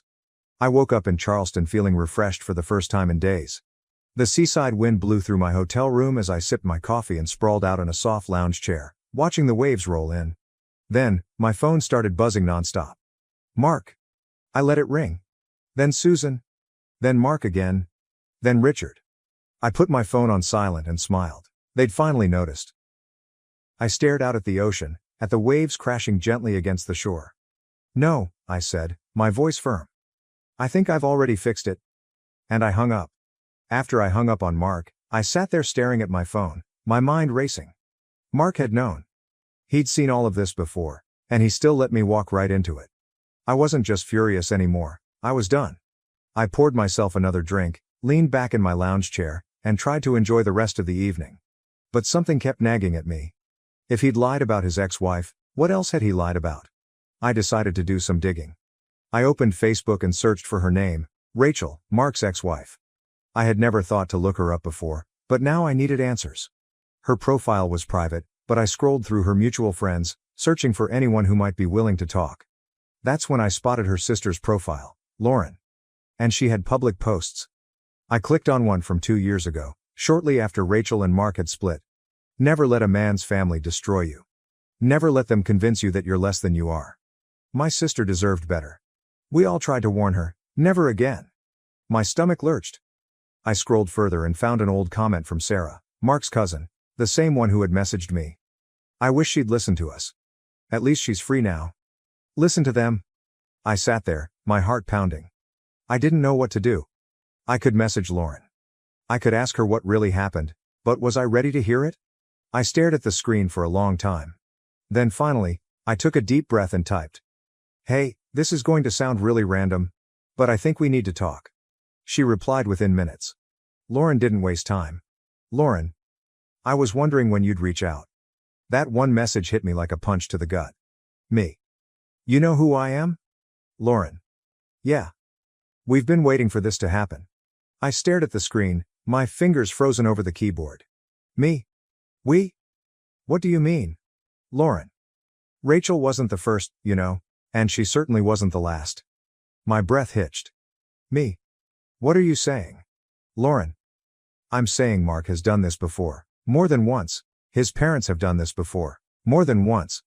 And if you're talking to me right now, I'm guessing you just went through it too. I felt sick. This wasn't just some isolated incident. This was a game to them.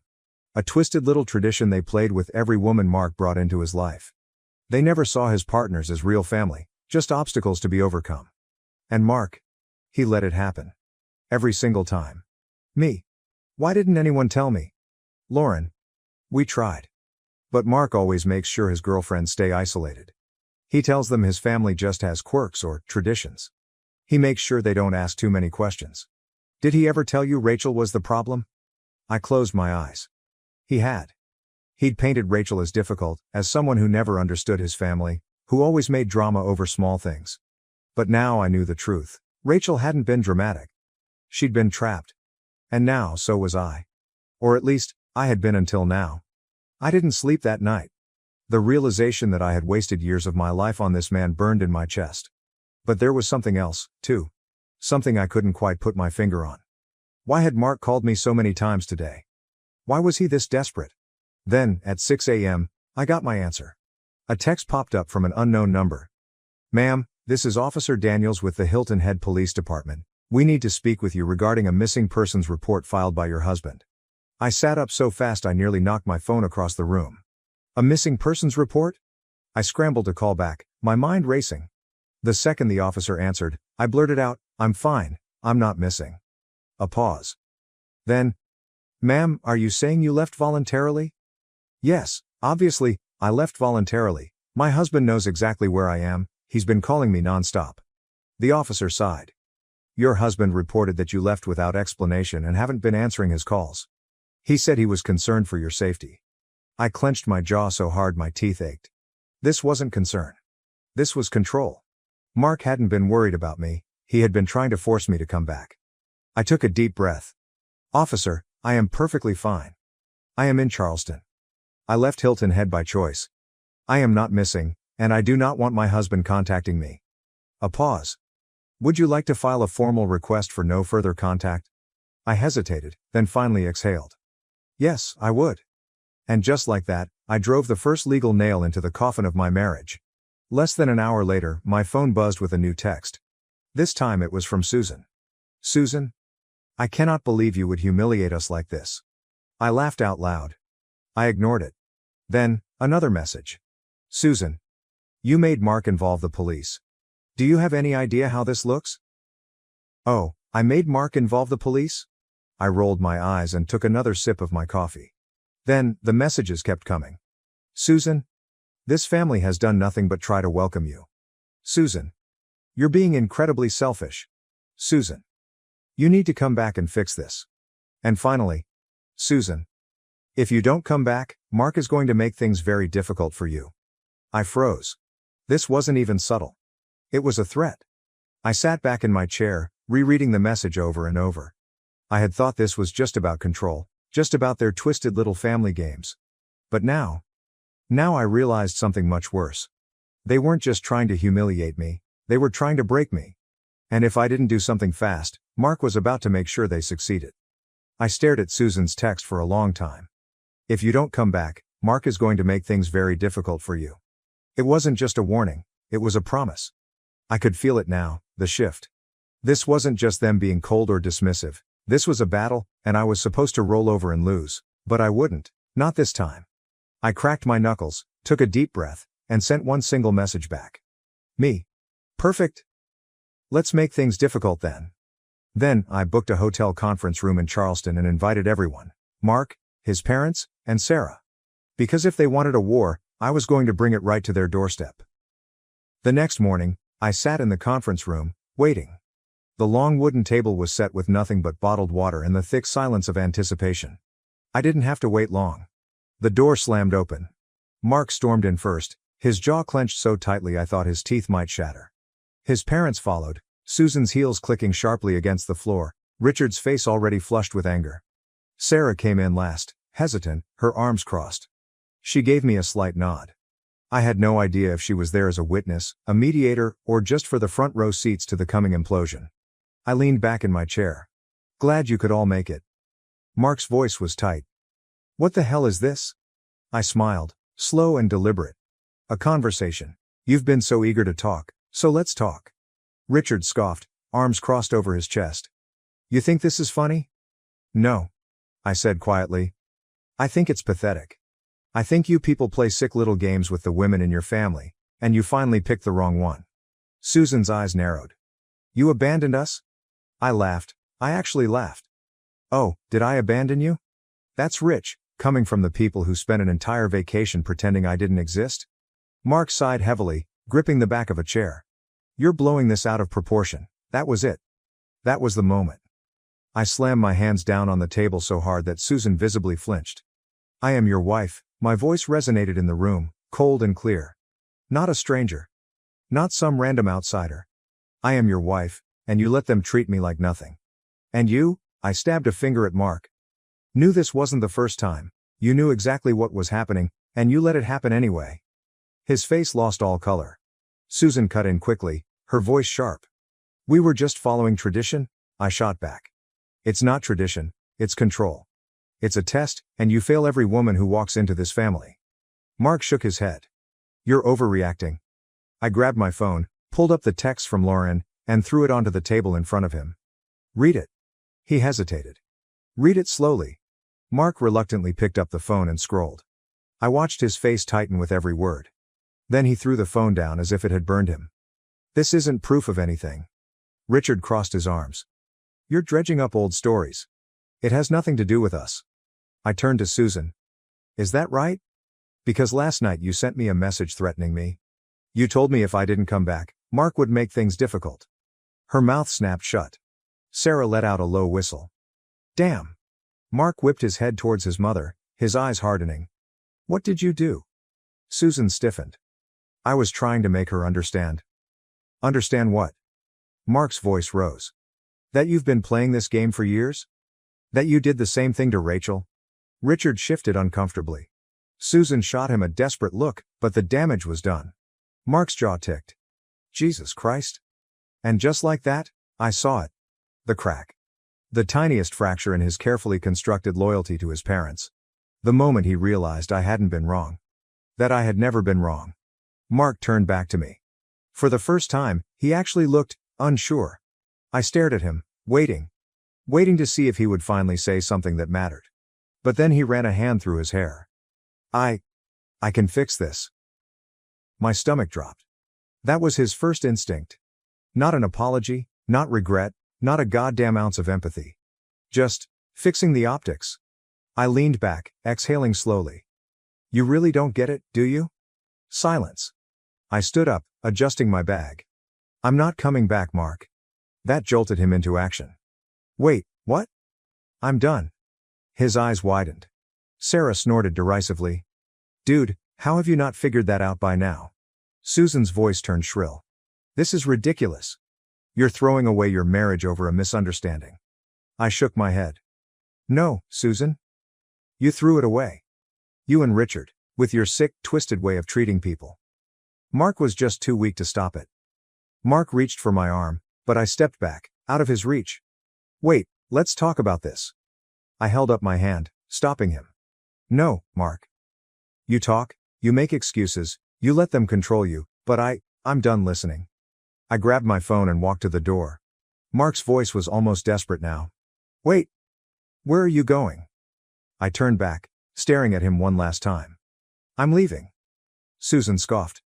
You can't just leave a marriage. I met her gaze, my expression utterly blank. Watch me.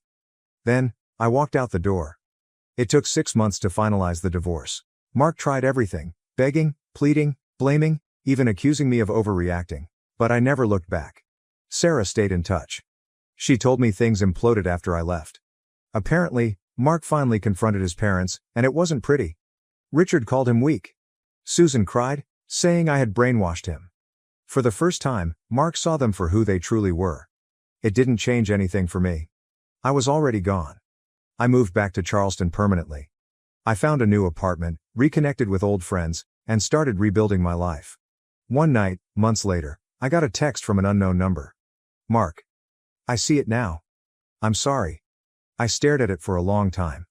Then, with a deep breath that felt like releasing years of pent-up tension, I deleted it. Because, for the first time in what felt like forever, I was free. Am I the asshole for kicking out my mom's boyfriend after he stayed at my house for 4 years? His new girlfriend has now disrespected me in my own home. When I was 17, my mom came into money.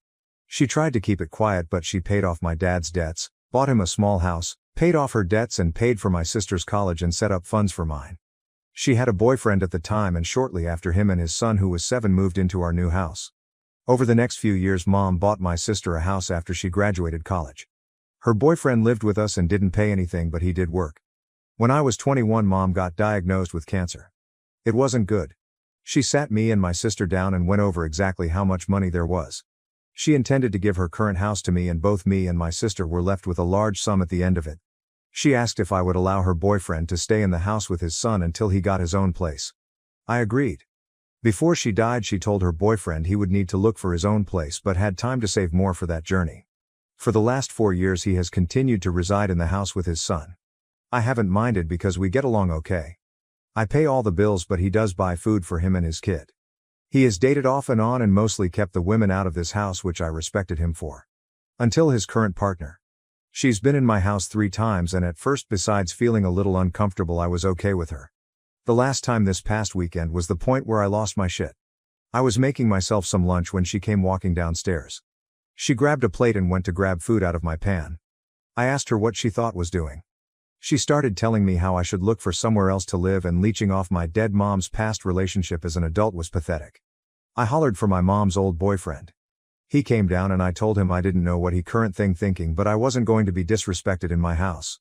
He wouldn't even look me in the eyes as he mumbled something about my mom promising him the house and he was just being kind, letting me stay. First, that isn't remotely true. Mom pulled him and I together after she asked if he could stay to set expectations. My mom met him shortly before she won the money and told him and us girls that she had no intention of leaving him money. She did set aside a fund for his son for college when he gets there, but he cannot touch it, only his son can. He has lived in this house almost 8 years without paying a dime. He should have plenty of money, and if he doesn't, that's on him. I told him he had 30 days to leave.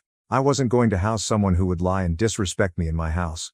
He left that night with his son, but his ex-wife called to tell me I am cruel and an for her son losing his house. He is here every other week.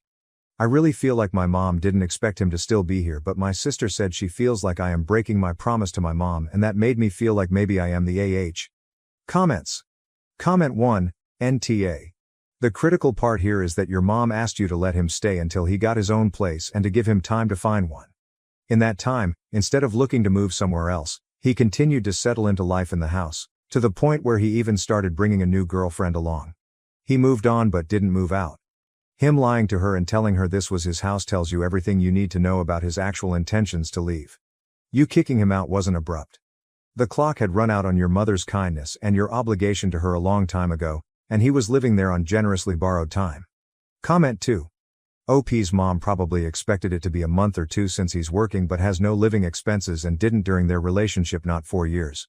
Where the hell is his money going if he can't get his own place? Comment 3. He had at least 4 years to save before OP's mother passed away, plus the 4 years since then. He has only been paying for food and presumably his phone, car insurance, fuel, etc. in that time. He should have incredibly healthy savings. Especially as he was living with his sister to save up before that. The mother probably thought that he'd take a month or 2 to grieve, spend a month or 4 looking in earnest, and be out of OP's hair within the year. If he was saving say $1,500 per month while the mother was alive, rent plus utilities and council tax local equivalent on a 2-bed house flat has to be at least that. Pretty much everywhere in what sounds like the US, right? That'd be $72,000 before she passed, the same again since then, and whatever he had beforehand. Of course he could afford to move out straight away. Dude should have a good $150,000 minimum sitting in his bank account. That's most definitely screw this. I'm off to a hotel to complain to people who I can tell a very slanted version of the story to. Money. Comment 4. If it happened exactly as you said, you're not the asshole. If she did say he had time to save, but would need to look for his own place, that means she never imagined or wanted him staying for long. So you're breaking no promises. Did she leave him any money or assets? It's totally possible that your mother would be livid if she knew her boyfriend was still living with her son after 4 years. Oop, no, she created a fund for his son for his college, but that was the only money set aside for him or his son.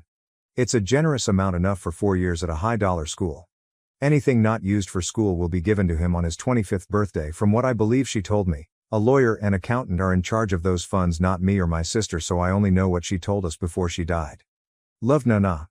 Sweetheart, your NTA. First, I am so sorry. I'm 63 years old and lost my mom 2 years ago and my dad 8 years ago. I am not dealing with it well at all. You are the only one who knows if you're telling the truth. It seems very plausible to me.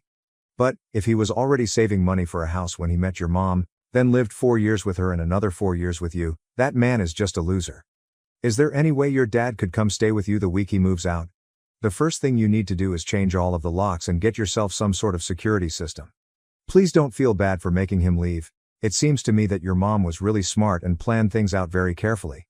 Being that he had already lived with her for 4 years, I agree with the commenters who said she was probably thinking a month or two. Not years. If your sister makes any more comments, then you can tell her she's welcome to let him live with her. Again, so sorry for your loss. Please make sure you're safe and take care of yourself. Oop. Thank you so much. My mom was the sweetest person, and when I was a teenager I felt like I was a nightmare to her. I am thankful I was much better in my late teens and 2021, so she got to see me mature a little before she passed. I wasn't always the best daughter, but she was always the best mom. Loved, Nana. If he has stayed gone, I'm really hoping that you have changed the locks and gotten a security system. The first time I read what you wrote, I was thinking he walked out that night because he was upset. When I reread it, I realized that you were saying he moved out. Apologies for misunderstanding. Commenter. I ditto this comment. However, I am 53 and my mom passed away last April. That leech has been taking advantage of your family long enough. You can either set the record straight with his ex and girlfriend or close the book on this chapter. But definitely know that you are NTA and your mom's request has been honored. I know that she is proud of you for being as good as you have been to him and his son. Take care, commenter. How did his girlfriend react when she realized he lied? I would have liked to be a fly on the wall in that conversation. Oop. She sat with her arms crossed when he and I talked, but she didn't say anything else. She left with him. Update, 1 day later. I know the other sub is very subjective on updates, so I figured I would post it here. I do want to take a moment to address some things I saw in the comment. There are trusts set up and neither me nor my sister has full access to the money left us. This was done both because my sister and I were in our early 20s when my mom died, and she wanted to make sure we had some stability before we had access and to protect us from people who may try to take advantage, especially while we were grieving. 2. I have a lawyer. He has already informed me legally in my area what eviction laws are, and my mom's former boyfriend will be served with formal eviction papers just to cover myself even after today. So to the update, my dad came over, decided not to have my boyfriend over since he doesn't know about the money side and I wasn't trying to have the boyfriend out of the situation, this morning, and brought along my cousin. For easier telling, I'm going to call mom's former boyfriend. CC showed up about 10 a.m. my time and talked to my dad, then asked if he could have a couple of minutes alone with me.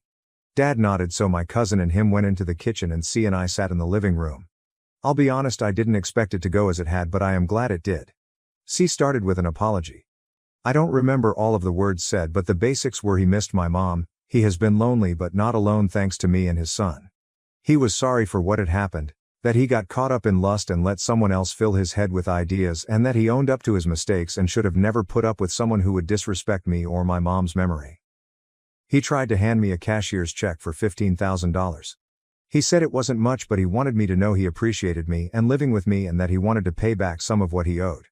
I refused the check, both in part because I never wanted his money, but I also don't want to give any possible legal leg for him to stand on if this is somehow him trying to stay. I told him the first part and told him to put it towards a house. He told me he is living with his sister but is going to look at houses with a realtor next week. He did say his son is asking about our next hangout date and said both me and my sister are welcome to arrange time with him. After all of that, my dad and cousin helped him get all the stuff out of the house that he owned. He had brought a U-Haul, and he gave me back my house keys. He apologized again and left. Not what I expected. But it went really well and I feel a lot less like I let my mom down. Comments. Commenter, I'm just being nosy, sure, but how did the woman who thought she's getting you kicked out of your house respond to it all? Oop, no clue. At my house she just seemed smug and bitchy. I didn't ask C about her and honestly don't care. My house is nice, but it's not like it's multi-million dollars or anything. Commenter. Had you said all that stuff in the previous post to him away from his girlfriend? Were you not there when he grabbed her to leave? Just wondering, Because I assumed it was said in front of her and that's why she left so easily instead of trying to fight to make you leave. Oop. All that got said in front of her was that I wasn't going to be disrespected in my house and he could have 30 days to find new housing and she was not welcome back. That was all I said in front of her and she kept a pissy face on but didn't say anything to me and walked out with him. Update, 10 days later? This is probably going to be my last update unless something unexpected happens, but I thought I would just give a quick update on C. So C called me last week and again yesterday. He put an offer on a house and yesterday got accepted. They expected the close date to be early next month, but I am very proud of him. I know everyone expected more drama, and honestly some of the comments had me worried, but it's been really good. He thanked me a lot for letting him have so much time here, offered me some money one more time for his time here which I again declined, but I did offer to help him move in when the time comes. Moving sucks. He put down almost half for a down payment, so he definitely was saving money during his time here, and I'm glad everything that happened was an encouragement for him to get into a home of his own. I talked to his son yesterday after he got out of school.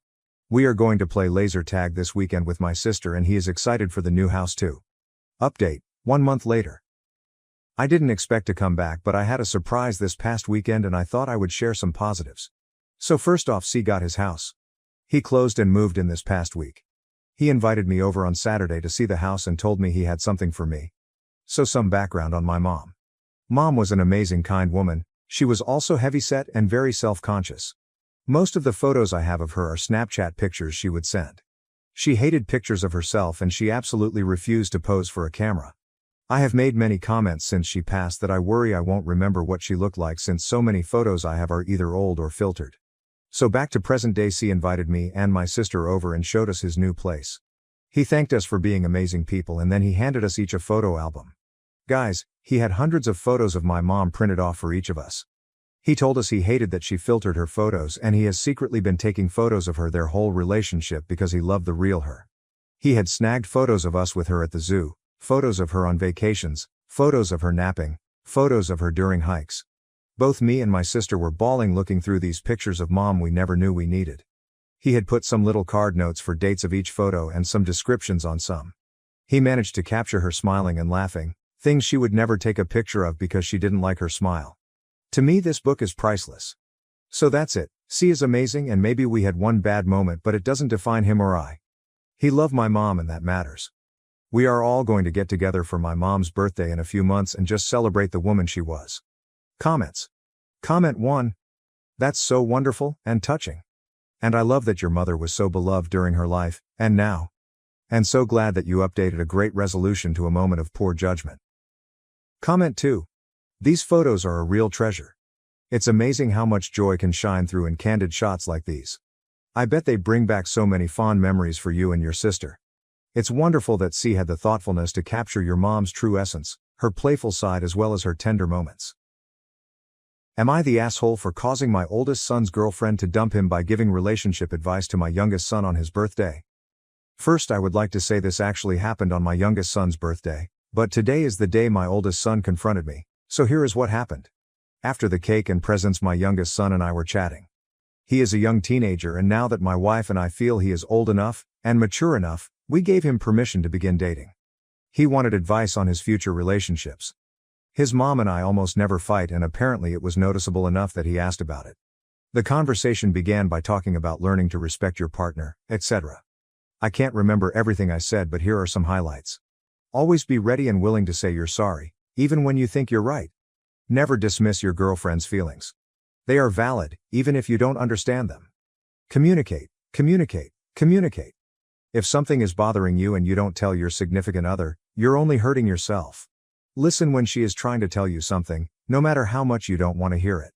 Put the game controller down and mute the TV whenever she wants your attention. End every conversation with a sign of your affection, and if you won't see her for a few hours, give her a hug, a kiss, or both, every time. Throughout the day, randomly tell her you're thinking about her, you care about her, or you love her, and mean it. If you stop meaning it, figure out why and fix it, or break up. Trust is important, and once you've broken it, you might never fix it again. Many people believe love is the most important thing in a relationship, but it's not. It's respect. If you don't respect your partner, or feel she doesn't respect you, talk about it and fix it, or break up, otherwise you will both be miserable. There were a bunch of other pieces of advice I gave him, but that's the general gist. It wasn't all seriousness, we joked around a bit too. I told him this little bit of advice my dad told me a long time ago. You will know when your girlfriend is completely comfortable around you when she is willing to fart in front of you. Don't marry her until that happens. Sage advice, that is. Now, me and my youngest were sitting at my desk having this talk while he was picking out the video games he wanted to buy with his birthday money. My daughter and my oldest son's girlfriend, Sarah, were on the couch playing video games and listening to us. My daughter occasionally chimed in with her own comments. She's been dating a few years now, and had her own bits of advice to give, though her comments were more about how to act on dates, places they can go, and stuff like that. Sarah hardly spoke at all. In hindsight, that should have been a red flag. She's a talkative extrovert and also a very pleasant and generous young woman. I could see the wheels turning in her head though. A couple of times, she looked pointedly at my oldest son, Mark. He was oblivious, glued to his phone, scrolling through. Well, I didn't know what at the time. Eventually my oldest boy came over and dropped off his gift for his little brother. He and Sarah stuck around long enough for him to have some cake, and then they left. Mark barely said 2 words to Sarah the whole time they were here. It was all, "Hey, Mom. Hey, Dad. Happy birthday, kiddo?" Nothing to her. At this point I don't know exactly what happened. My daughter managed to get some details from Sarah later that week, after the breakup. Mark came over to yell at me for breaking up his relationship a few days after that. Long story short, Mark wasn't being a good boyfriend. Sarah confronted him with some issues they've been having. She felt like he didn't respect her opinions and feelings, and she dumped him. It's that simple, or so I thought.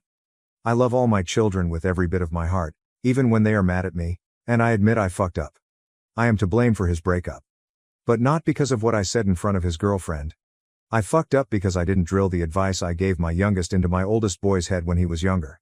That's what I thought the problem was. He wants me to post this on one of the AITA subs, but I am not going to do that. I admit that I could be a better father, and I can be a real a-hole sometimes, but I'm pretty damn sure that even though I could have read the damn room, that wasn't the real problem. Hopefully my oldest son learns from this.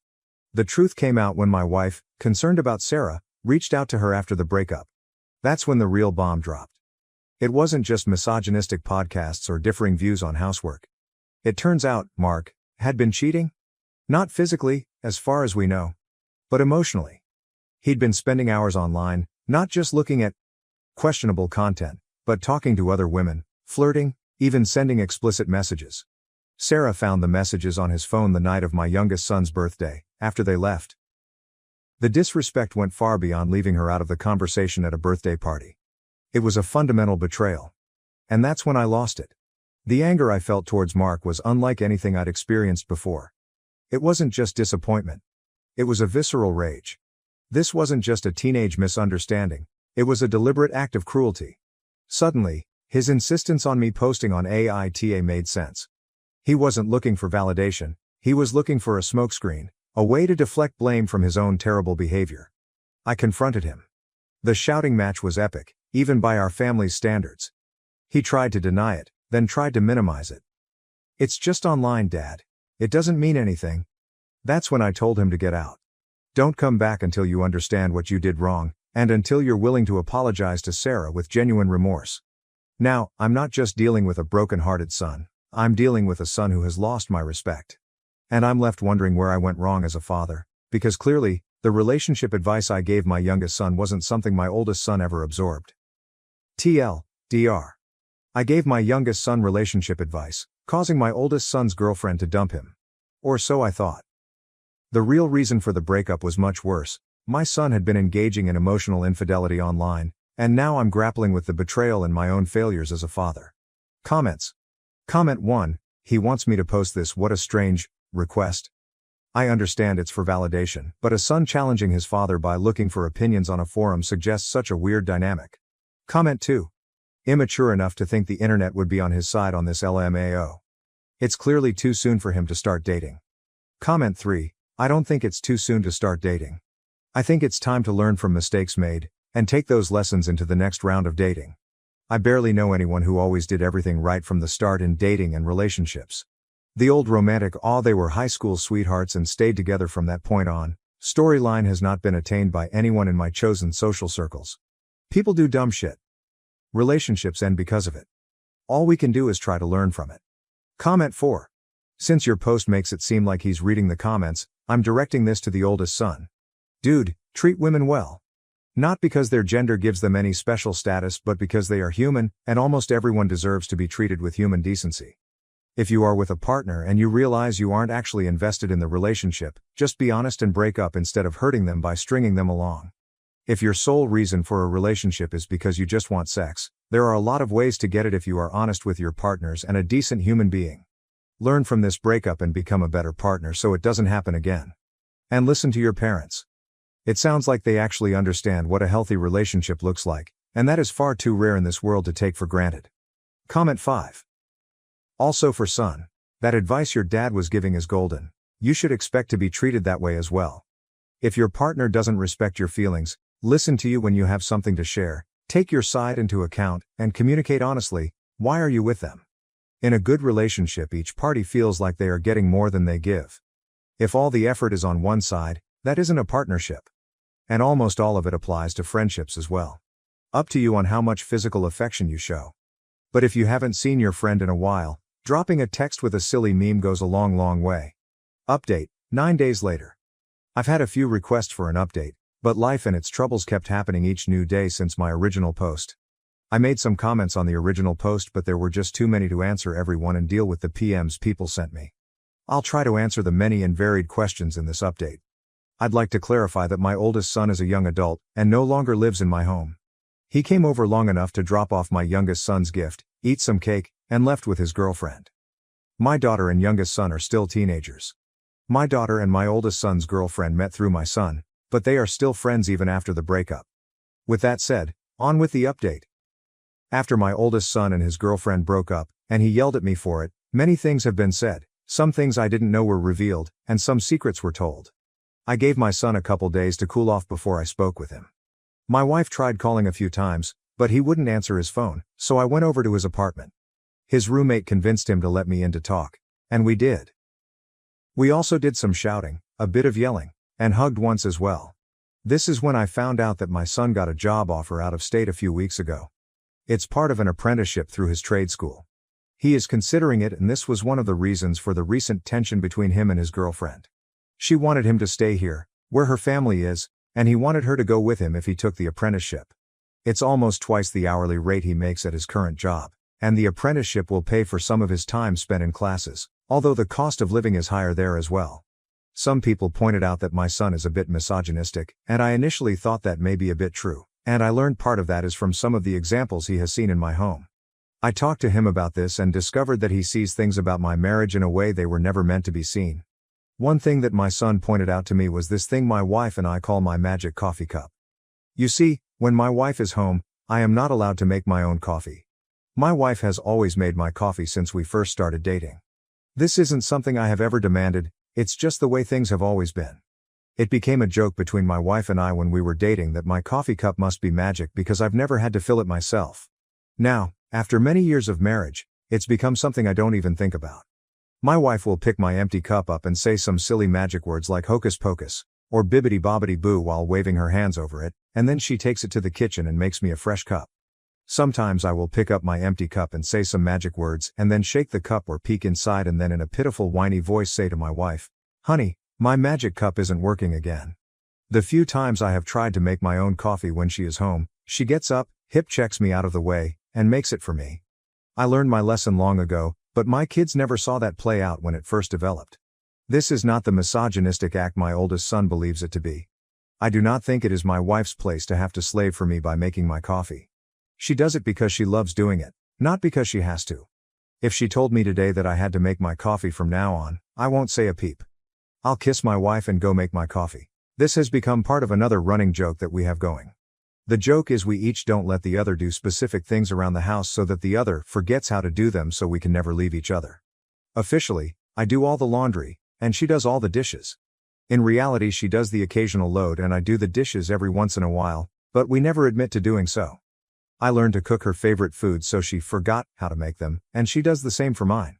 For example, she can't make eggs over easy anymore, and I've forgotten how to make a good slop, which is sausage and egg noodles and cream of mushroom and topped with fried onions. Terrible for you but so good.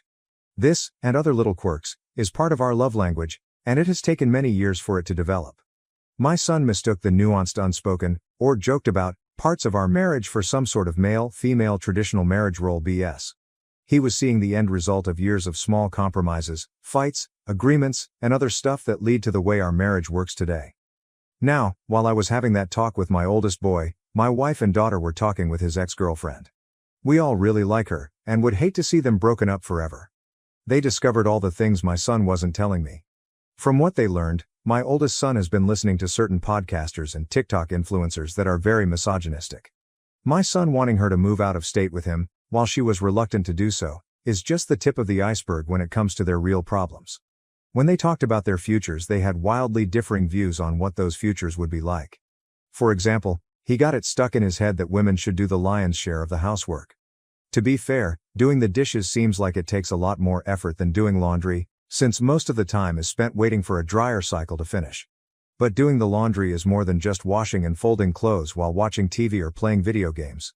It's changing the linens, changing out the towels and robes in the bathrooms, and changing out and cleaning the curtains around the home. None of my kids has ever had to put fresh sheets on their beds, because I do it for them. My wife has done our bed maybe once in the last half dozen years. Laundry, like dishes, are monsters that you battle endlessly. In a good marriage, you and your partner fight those battles side by side, no matter how you split up the workload exactly. Anyway, I hate to see them remain broken up, but my son needs to grow up a bit before that has any hope of happening. I suggested therapy, though I doubt my son will look into it. He's at the age where he thinks he knows everything. He hasn't attained the wisdom to realize that no matter how perfect we think we are, everyone screws up, and sometimes the way we think is very, very wrong. Patrick, I love you, but you need to get your head out of your ass. TL.dr. My oldest boy and his girlfriend look to be going their separate ways for now. Comments. Comment 1. Always love parents who will say how it is and not try to give excuses for their kids' behaviors even if it means hurting their own feelings in the process. TikTok influencers like Andrew Tate push out misogynistic videos all the time that attract teens, and young adults who are underdeveloped emotionally to sell their own propaganda and make money off of. It's best to avoid them and sit down with your son and explain to him why it's bad for his mental health and his future partners. I hope the best for your son as he's still learning lessons such as this one you showed him. You're a great dad. Comment 2. Wondering how often the ex was around OOP and his wife and later got to hear him twisting his parents' healthy relationship into something different. My dad never had to ask for a drink, my mom just refills his cup whenever it's empty. OOP. My daughter and my son's ex are still friends, and she still comes over. Even when they were still together, I saw her more than I did him. She gets along great with my daughter and my wife. Honestly, I don't know how to feel about her still coming around even though they aren't together. I don't want coming over to be awkward for my son, but I'm not going to tell my daughter who she can be friends with. That said, she now knows the background on the magic cup bit that my wife and I do. Yesterday she took my cup and stared at my dead wife in the eyes and said hocus pocus, before running into the kitchen with my cup. My wife chased after her laughing to get my cup back before my son's ex could make me a coffee. Mom worked multiple jobs to raise me after my dad passed away, but now my wife is pregnant and has demanded I choose between her and my mom. A little background, my mother and father were both orphans. My father died 2 weeks before I was born. My mother didn't have a support system, so it was just the two of us. I never needed anything since my mother worked her entire life to provide me with the life I have now, and she didn't even have time to start over. She completed every small task imaginable to ensure that we didn't miss anything. She went hungry in order to provide for me. I had extremely nice clothes, but she had none. I observed her make sacrifices over and again, always with a smile. To be honest, I've always assumed she was an angel disguised as a human. She only yelled at me once, when I was 16 and observed her getting sick while working. I wanted to assist her in obtaining work, but she became enraged and told me that it was not my responsibility to care for her and that it was up to her to care for me. She wanted me to achieve exceptionally good scores so I could get into the best universities. It's the only way I'll be able to protect myself after she's gone. Even at university, she did not want me to work. I had to concentrate on my schoolwork, but mother wanted me to volunteer so that I could be an adult with hands-on experience. I met my wife there while we were helping. My wife is a nice person, but she was never close to her parents or siblings, and she has admired my mother since she met her. We used to joke that she loved my mother more than she liked me. Deep down, I believe she was hoping for a link between mother and daughter that she did not have with her mother. When I finished my studies, I obtained a job, and we moved in together, but she was uncomfortable with my calling my mother every day. Remember, there were 10 to 15-minute calls, and she ultimately stopped bringing them on. 2 years later, I purchased a home for my mother, as we had never owned one.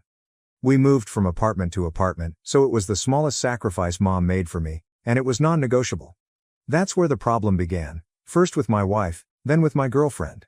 She wanted me to think about us first. I told her that my dream had always been to buy my mother a house since I was a child, and that it was what I had to do, but she protested to my mother. My mother had no idea I had bought her a property as a surprise for her birthday. She was uneasy about getting the house because of my wife, but she told me it wasn't necessary because we could use it for ourselves after we married. I was infuriated. I told my mother that the house was hers, that she could do whatever she wanted with it, but that she needed to prioritize herself first. Our love endured, we married and eventually had our own home. Our lives were going well until 2 months ago, when my mother became ill. I wanted her to move in with us so I could care for her, but my wife refused. I then decided to rent an apartment immediately next to our house with my own money so that I could be close to her and go there to care for her, but my wife was not pleased with that idea either. My wife and I don't have any children yet, we both work. I usually go home at 6 p.m., but because my mother is ailing, I go to see her and return about 8 p.m. On weekends, I see her for 1 or 2 hours and spend the rest of my time with my wife. We go on dates. I always join her in her activities, even if she never goes to mine. She told me 2 days ago that she had given it some thought and believes I place too much value on my mother. She informed me that I had to choose between my mother and the life I hope to make with her. The fact is that I never made her feel this way. We both work, but I am the one who cooks and pays someone to do the housekeeping. I make sure to do the dishes she enjoys. She had no idea what I like to eat because I never complained. I run her baths, give her massages and flowers, and I write her poetry, which I hide somewhere in the home for her to discover. We take a trip 1 weekend per month. I earn a lot more money than her. I told her to keep her money for myself, and I will take care of all the expenses, including hers. I constantly make an effort to listen to her and consider her point of view, and I believe I am easygoing because I can adjust my thinking to fit hers, but I understand she wants to completely dominate me, and the only subject on which I do not give her a choice is my relationship with my mother. So I'm going to have a conversation with her and set some firm boundaries. If she doesn't want to, we'll divorce. Update 1. Hello everyone, I keep receiving mails requesting for an update. I wanted to do it sooner but didn't have enough time to complete it properly. First and foremost, I'd like to thank everyone who left comments and DMs on my recent article. I tried to respond to everyone but couldn't, nevertheless, I did read you all. Before addressing my wife, I had time to contemplate, and I decided that no one in my life should ever dictate the relationship I should have with my mother or the amount of time I should devote to her. So I decided to respond to the ultimatum, but first I wanted to know if there was another reason why she handed me the ultimatum. She said, "Nope." I asked her if, aside from what she blamed me for, there was anything she wanted to tell me but couldn't. She said that there was nothing and asked me to get to the point. So I told her that I wanted a divorce. She remained frozen. I believe she was shocked because she was silent. She just stared at me. I tell her everything that was on my mind, including how our beliefs are too different. My mother was ill, and I was going through one of the most difficult times of my life. We administered numerous tests to her. We still have no idea what she is suffering from. We do not know her family's medical history because she was an orphan. It makes me nervous to think that I could suddenly find myself alone in the world. Yes, I am alone in the world because all I needed in these trying times was her support, but if my own wife believes that I should pay less attention to my mother, who is unwell and needs me more than ever, it is time for us to part ways. She still didn't say anything, so I told her I was going to a hotel for the night and we'd talk about how we were going to separate later. I gathered some of my belongings and fled. When I went to see my mother the next day, she realized something was wrong, but I wasn't going to tell her I was leaving my wife because she couldn't handle our relationship, especially because she was so sick. I didn't want to make things worse for her. I never discuss my marriage troubles with my mother, so she is unaware of our problems. To be honest, she adores my wife too much, and my wife behaves as if she were her own mother, so I was not going to tell her what she was thinking behind her back. My mother ends up telling me that my wife did not come by that day. Yes, my wife, who wanted me to limit my contact with my mother, saw her every day, and I never asked her to do anything for her. She calls my mother Mom. When she was sick, she used to go to my mother, and she would take care of her. It used to bother me because I felt like I couldn't take care of her, but she explained that this wasn't the same, A mother's motives are different. I told myself it was her attempt to form a mother-daughter tie that she had never had, and I understood her. She has previously stated that her mother told her that she was not supposed to be born, that she was an accident, that she nearly aborted her and regrets not doing so. Only a monster could say such to her child, so I never said anything when she demanded my mother's attention. After all, I received enough affection to share with whoever desired my mother. After I went home to school, she became a foster mother for children, something she had always done until 2 years ago. I have always adored each of the children with whom I remain in contact and regard to be my siblings. We all went on vacation for a week every year, the kids, my mother, and my wife. I typically take 2 months of vacation, 6 of which I devote to my wife, but the 2 weeks I devote to my mother and children are too much for my wife. Anyway, I am rambling. So, when my mother told me she hadn't gone to see her that day, I hurried back home, frightened. I discovered her in the toilet, dressed and with red eyes, as if she had been crying all along. Seeing her in that state was awful. I helped her, but this proud woman crumbled in front of me, crying profusely. I'm not sure if it was an hour or 2, but she kept crying, then calmed down and cried again. I just remained silent. She eventually told me that, deep down, she never wanted me to be less involved in my mother's life. She was always jealous of our closeness. She was constantly envious of the attention my mother paid to the other children. She understands that it was not sensible, but she couldn't help but strive to be number one in my mother's heart. It was a competition for her, so when I wanted to care for my mother, she didn't want me to be the one to do it. I was furious, but I didn't say anything. I wondered if she was a psychopath or anything. We're talking about a genuinely ill person, and she's obsessed with her darn competition, even if it meant destroying my connection with my mother and putting us in a position where I wanted to divorce her. She told me she was very jealous of me and would have preferred to be in my position. If she had to pick, she would have chosen to be my mother's child over my wife, even though I was the love of her life and the only man she'd ever known. She also informed me that even if the world breaks apart around me, I will stay stoic, that I live as if I don't need anyone, and that I offer everything to others, but I don't know how to let others reach me, and she was never able to do so. Only my mother could. I didn't know what else to say. I was so caught up with the concept of competitiveness that I didn't immediately understand the extent of her comments, but I listened to her to the conclusion. I put her in bed till she fell asleep, and then I went to sleep in another room. In the morning, she was acting like nothing had occurred. She was being herself. She stated, "I don't have to pity." I assured her it was out of love. She remained my wife. She departed for work, and I did the same, but I opted to stay at the hotel for the time being. During that moment, I questioned how I could have made the saying behave so that she would think about it. Deep down, I believe she is correct. It is a protection mechanism I have had since infancy. I've never stayed in one place long enough to establish friends. It was painful every time we had to move from my 5th to my 15th year. I had moved more than 50 times from apartment to apartment, hotel room to hotel room, and I believe I have always lived my relationships in a squat. I never unpacked or settled in because I knew I could be forced out at any time, but I thought I acted differently with my wife, but apparently not. So I reasoned that perhaps we didn't need to go that far. What we needed was therapy rather than divorce. Then, a little more than a week after our conversation, I received a call from the hospital. My wife had been admitted. She reportedly was not feeling well. I went to see her, but she didn't want to see me. I've never seen so much hatred in just 2 eyes. I informed her best friend so she could have system support because she did not want me there.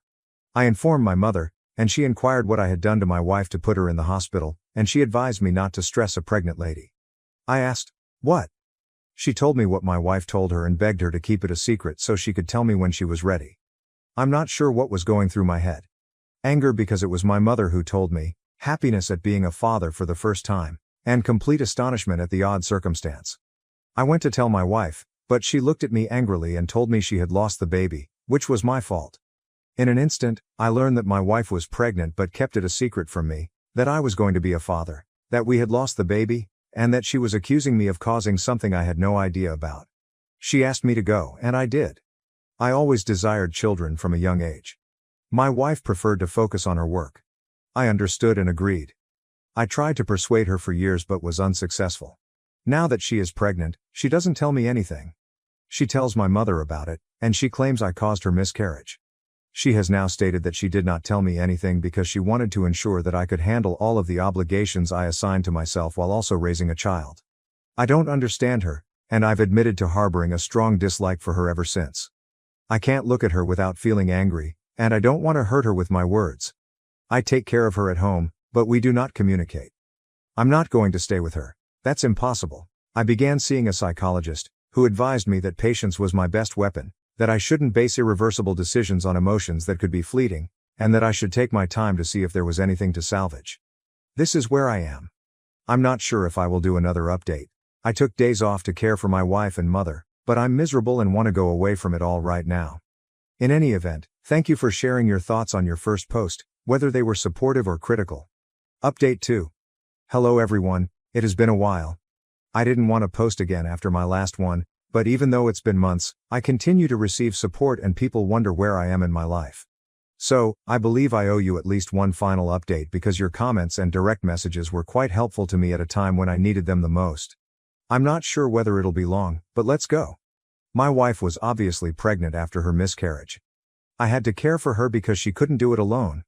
After what happened, all I could think of was rage and contempt, but as I previously stated, if something is fragile enough to break, you have no choice but to treat it tenderly. I didn't want her to break. I didn't want to abandon her in the most difficult time of her life, so I fulfilled my job as a husband despite everything.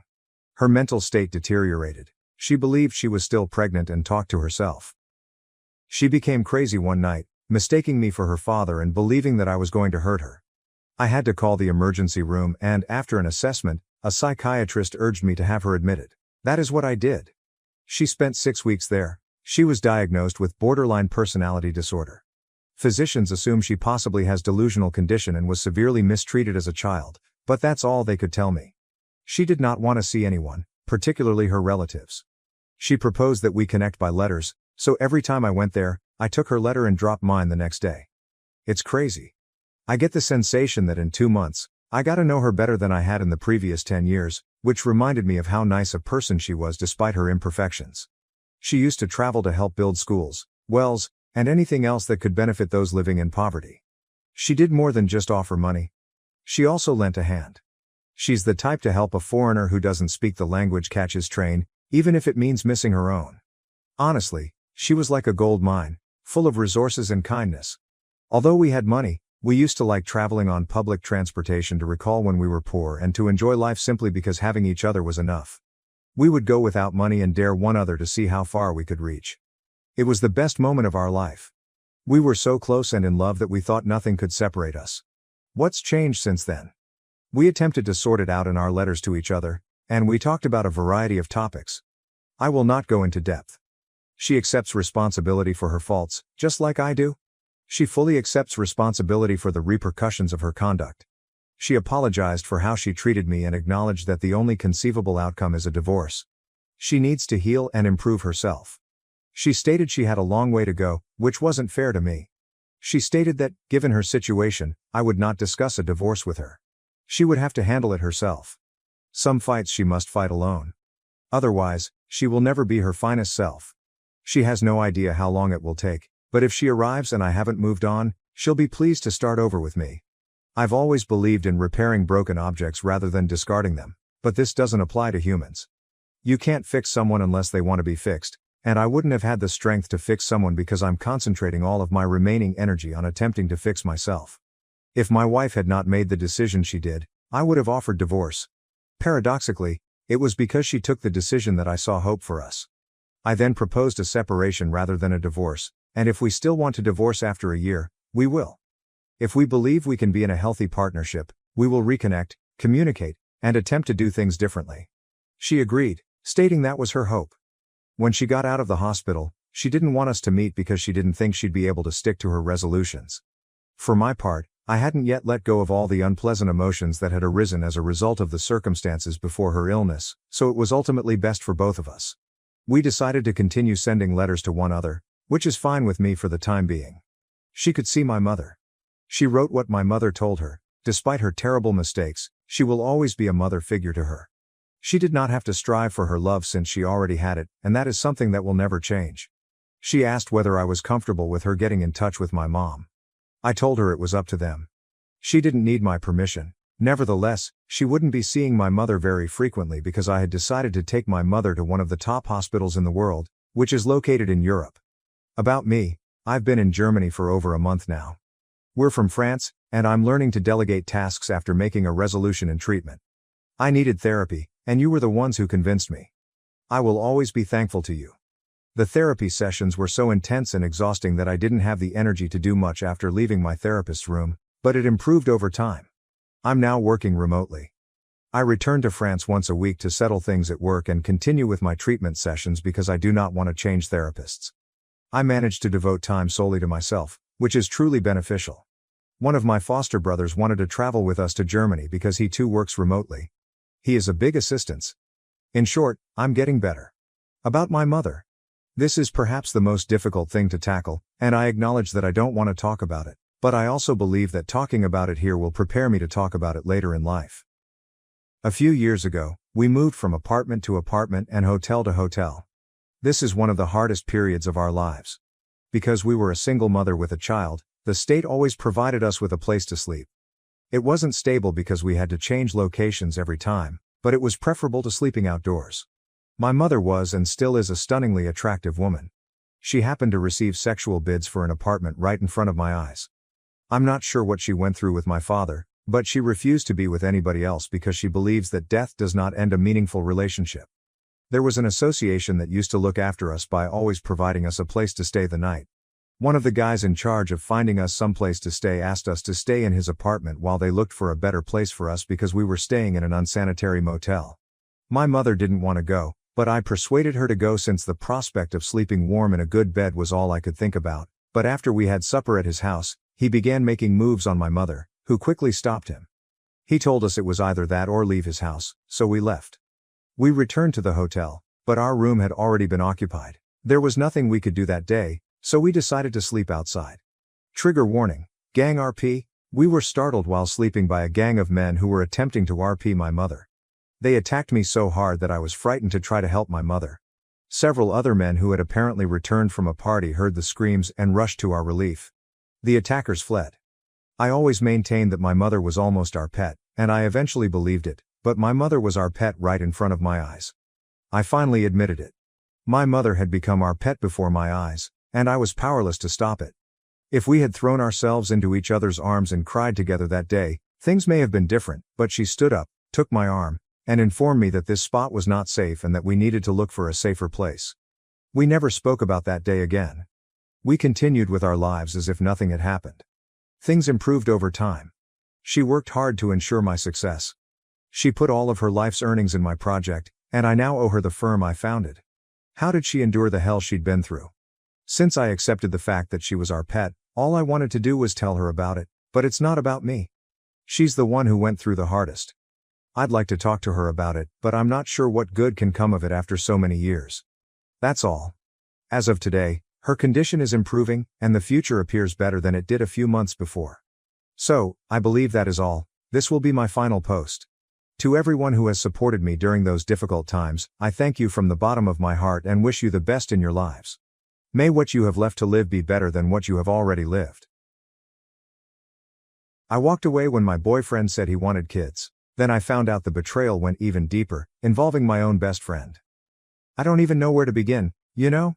It's like, where do you start when your life has become a complete and utter train wreck? Maybe from the beginning, I guess. About a year ago, I met Mark. He was going through it. Separated from his wife, divorce papers flying back and forth, the whole 9 yards.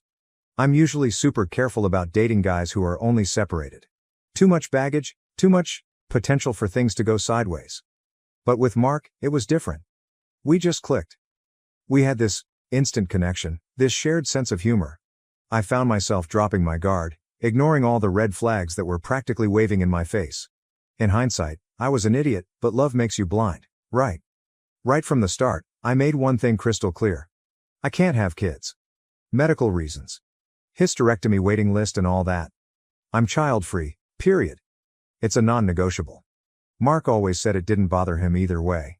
He already had 2 kids from his marriage, and frankly, the relationship with them seemed strained. They didn't really like going to see him, there was always some excuse. At the time, I thought it was just the divorce messing things up.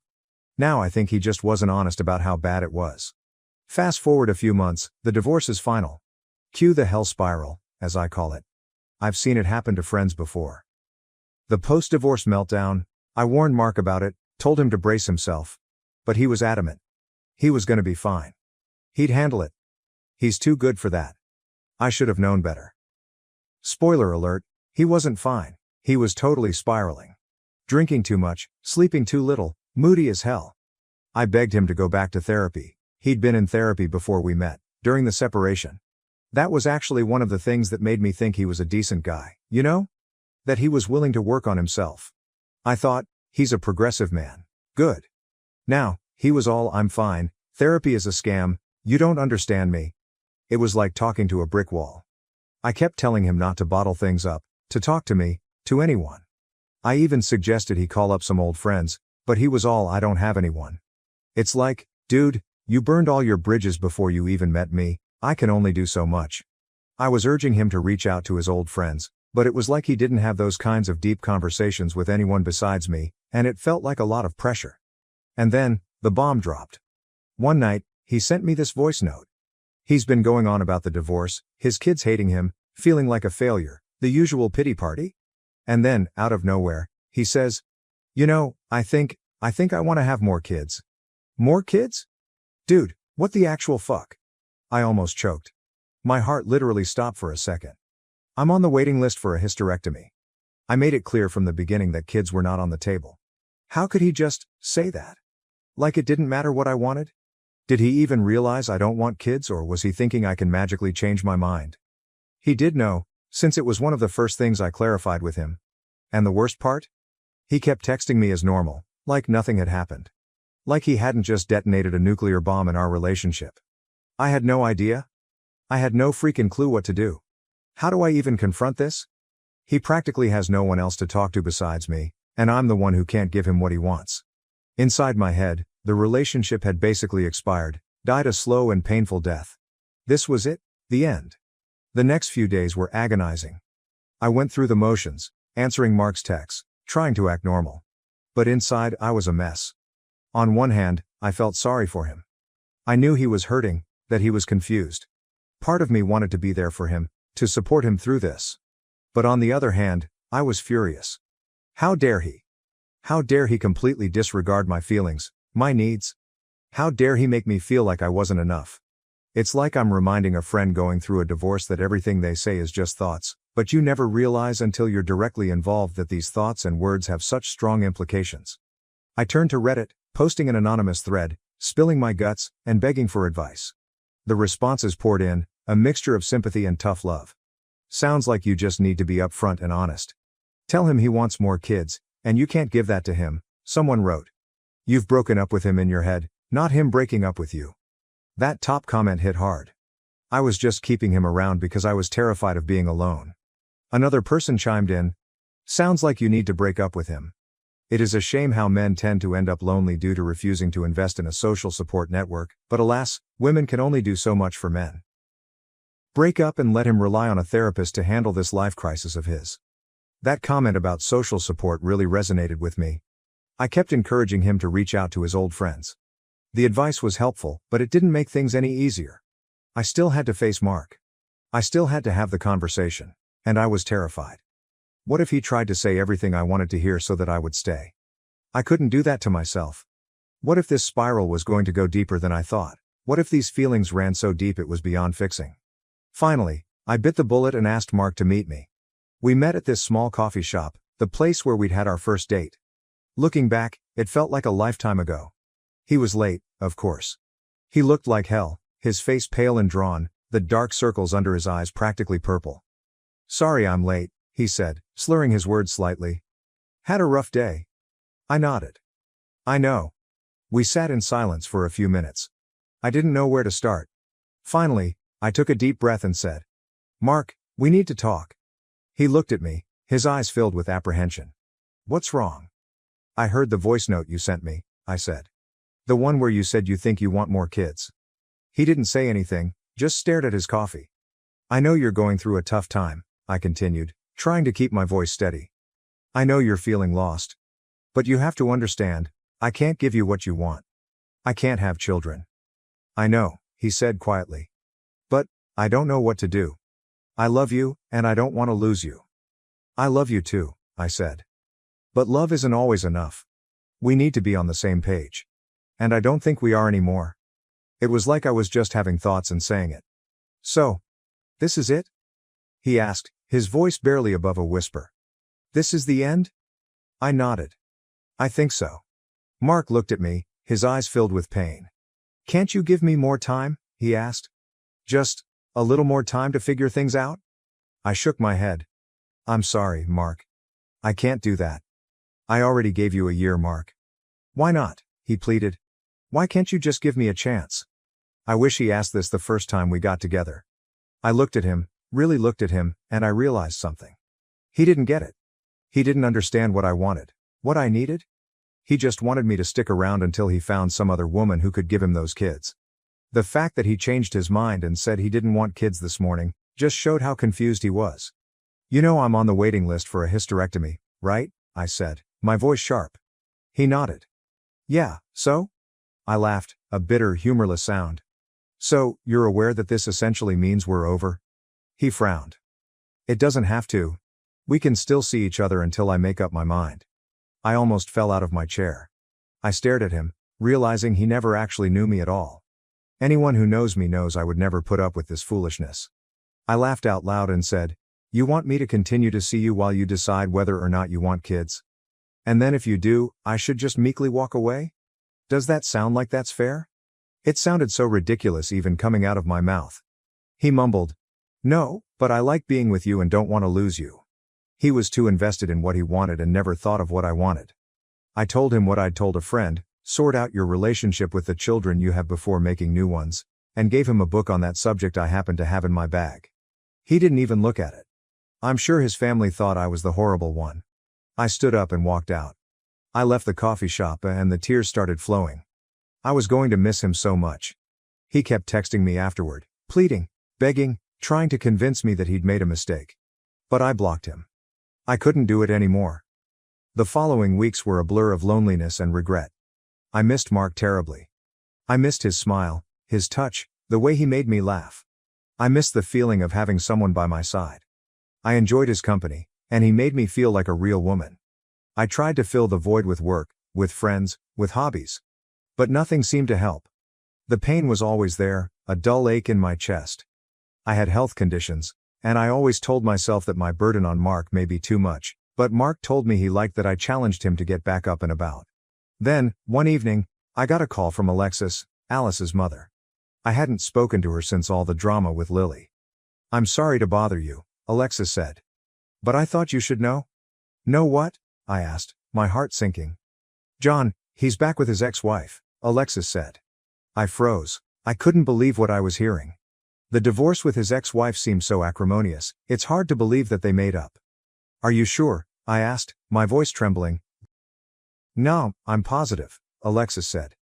I saw them together. They looked very happy. I hung up the phone, and the tears started streaming down my face. I felt like I'd been stabbed in the heart. All those open discussions with Mark just went to waste, so it was all a lie. John never really loved me. He was just using me to fill a void in his life. He went back to his wife the minute he found someone who could give him those kids. It felt like all the therapy he was going to didn't do anything. I felt a wave of anger, pain, and betrayal wash over me. I had trusted him. I had loved him. And he had repaid me with deception and lies. And he left to go back to his horrible kids who I learned had a lot of attitude. But then, something even worse happened. A few weeks later I received a text from an unknown number. I'm a friend of Alice's, the message read. I have a secret to tell you. My blood ran cold. I hesitantly replied to the message. How was I supposed to know that this would come after me? The person revealed that Alice had never liked me. She'd always been jealous of me, of my good life, my loving husband, and my successful career.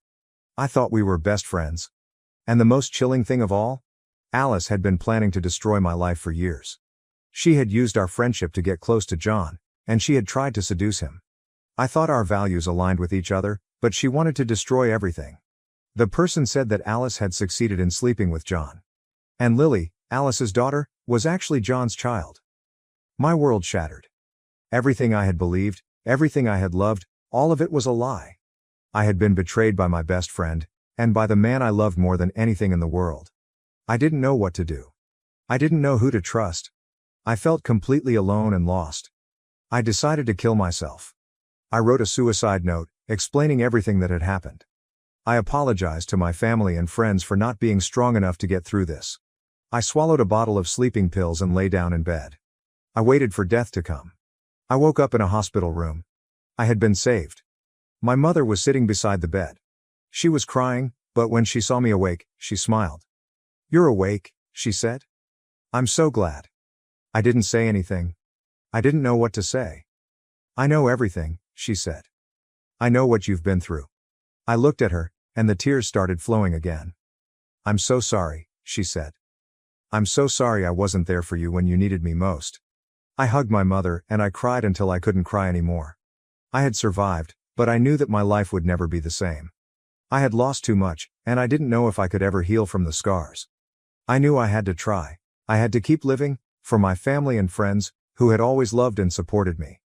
But I knew this was going to be hard. I would learn to forgive, and I would learn to love myself. I would rebuild my life, from the broken pieces that remained. I didn't know what the future held. But I knew that I would never give up hope. Even if that hope was just a tiny spark in a vast darkness. I would keep living, keep loving, and keep fighting. But there was a lot to rebuild before I could get back to that. But deep down inside, I knew that a part of me had died along with Alice and John. The trust was gone forever, and I don't know what it'll take to rebuild it. I'm a patient with some health conditions, so no matter what, I have to learn to care and rely on myself. And I wasn't sure if that part would ever come back to life. The world is a little too dark for that, I think. I'll always wonder if I could have done something differently, if I could have saved myself, or even saved him. I don't know. I just don't know. And maybe that's the worst part of all.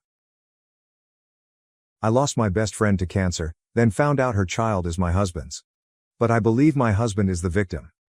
I don't even know where to start. The past 6 months have been an absolute clusterfuck, and it only seems to be getting worse. My best friend since elementary school, who I'll call Alice, passed away in February from cancer. She had a 2-year-old daughter who went into the custody of her mom after she passed away, who I'll call Alexis. Last month Alexis showed up on our doorstep unannounced, telling my husband he needs to take responsibility for his child and either take custody or start finally paying child support. She says that Alice had told her when her daughter was born who the father was, but didn't want anything to do with him. To answer the inevitable, Alice was a traveling nurse and made a lot of money, which is the only reason I can think of for why she didn't go for child support. During this conversation my husband had the worst panic attack he's ever had, so we had to end the conversation before I could get more details. My husband's story is, I don't even know. He said that Alice's daughter is probably his, but that it isn't what I think. Almost 3 years ago we threw a large housewarming party as we'd just moved into our dream home, after I finally finished residency and was set to make real money for once. Alice was in town, and set to be at the party, but I was called into work before she got there. I didn't get back till after 3 a.m., the party was winding down, my husband had passed out upstairs, and Alice had already left the party, which at the time I did find strange as we hadn't seen each other in months. My husband claims he woke up in the middle of the night to Alice on top of him, but he passed out again before he could say anything. He claims he never told me because he was worried I wouldn't believe him, which I don't know if I do. He showed me some texts he sent his best friend the next day asking for his advice about him thinking someone raped him, but if he cheated he could have had that conversation as evidence, especially since he never said Alice specifically. Ever since the party he has been very distant with Alice, and after she had her daughter he would even find excuses not to be around the house when she would visit at all. I don't know if that's because he cheated, or if Alice did actually rape him and this was his trauma response. Honestly, I don't know what to do. I've known Alice since we were children and she had never come across as that kind of person. But I've also known my husband for over a decade and he's not once ever given the inclination of a cheater. He's an attractive guy and I've seen the looks he gets at the gym and he's never even given more than a glance. What the hell should I do? How do I figure out what the truth is here when Alice isn't even around to defend herself? She never even implied she liked my husband, let alone want to sleep with him. I told my husband he needs to get a DNA test before anything is decided on the child's part, but in the meantime he needs to move out while I think about what I'm going to do here. TLDR. Husband maybe has an affair baby, he claims he was raped by my dead best friend. Edit. After talking with you, I've come to the realization that my husband is being truthful. My best friend raped him. Several people pointed out that with Alice not liking my husband, if it was an affair, she would have told me when she was dying, if only to separate us. You're absolutely right. I was there, in the room while she passed. I held her hands for days, we talked about so much. If it was just an affair, she would have told me. But if she raped my husband, she wouldn't have said a word. That's the type of thing horrible people take to the grave. I've also come to the realization that I made a terrible mistake asking my husband to leave for a few days while I gather my thoughts. Not to make excuses, but losing my best friend to cancer, a long cancer fight at that, was brutal. To say that I was devastated wouldn't do it justice. That it happened only 6 months ago, I'm still feeling it every day. So to have this thrown on me? It's like I'm losing her all over again. Either she betrayed me and fucked my husband. Or she betrayed me and raped my husband. Not only have I lost her, but now I've lost the good memories, an entire lifetime's worth. It was impossible for me to look at him and not also see her, and be struck with the horror and realization of that loss all over again. I felt I needed to be able to break down, grieve, and think without the fresh wave of loss I got every time I saw him. It was wrong of me to ask him to leave. You're right though, and as of a few minutes ago I've righted this wrong. I called my husband, apologized, told him I believe him, and begged him to come home. He'll be here in half an hour at most, and I'm going to support my husband the way I know he would have supported me. I've been an off and on Reddit user for several years, and sometimes the advice given on subreddits like these can be a bit hit or miss. But today you guys did good. You've helped me realize not only that I was wrong, and being stupid at that, but that I was hurting the person that needed me the most. I was selfish. I have no idea what we're going to do as far as the potential daughter is concerned, but I can assure you we'll deal with it together. It's going to take a lot of time, and probably a lot of therapy, to grieve this new loss. I feel numb now, as though I'll never cry again. My best friend raped my husband, which means she was no friend of mine. She flaunted it, coming to my house, sitting with me, and gabbing. She brought her child here, trying to rub it in his face, right in front of me. She tortured the man I loved, and I was an unknowing party to it. I feel sick to my stomach over how many times she came over, just to hold it over him. I'm honestly at a loss on how to make that up to him. If you all have any ideas, please feel free to give them to me. I think I'll need all the help I can get. Tomorrow I'm going to take a leave of absence from work, just until we can figure out our next steps, and we can get our heads on straight. Comments. Comment 1, wow OP, that is a mess. Paternity test for sure. The old text the next day sealed it for me. I think your friend took advantage of your husband. Good luck, this is the story of the day for me. Comment 2, I don't know you or your marriage, but I think I would be inclined to believe and support my husband with the few details you've given. Comment 3. His reaction screams trauma response to me. Not being believed is a victim's worst nightmare. It's hard to be rational with these types of events, but could she have slipped him something? Did she have a history of one-night stands? Could they have been extra chummy because you weren't there and they were drinking? I find it odd she specifically asked about him the first time the baby was over and that she didn't approve of him. On what basis? Edit. Lawyer up and then paternity test. Can you have a calm and collected conversation with your spouse that you want to believe in him but you're also a mess emotionally and that you need a mediator together? Therapist? But mostly lawyers up now. I'm so sorry you're dealing with this. Update. I've received a lot of messages asking for an update, so I've decided to finally sit down and write one out. As you can imagine, after the clusterfuck that was thrust upon us, this update isn't likely to answer any of your questions, only present a few more. I want to start by telling you all that I love and trust my husband. My reaction to ask him for space to think, in retrospect, was wrong. But at the time I didn't know what to think. It was a combination of losing my best friend again, and also the fear that I was losing my husband, that sent me spiraling. Again, it was a mistake to ask him to leave, and I did rectify that in the end. Now, for the update. As mentioned in the original post, I did take a leave of absence from work and we spent a long time just being together. Talking, reaffirming our love for one another, and figuring out what to do next. We of course spoke with a lawyer, and my husband was very adamant about not having anything to do with the child, but was willing to offer financial support as needed. So we agreed to do a DNA test immediately to prove paternity, and then go from there. Didn't know you could buy tests on Amazon, but with only a few weeks processing it was the easiest path forward since Alexis lives hours away. To everyone's surprise, Alice's daughter is not my husband. We ended up testing twice, both very, very definitive.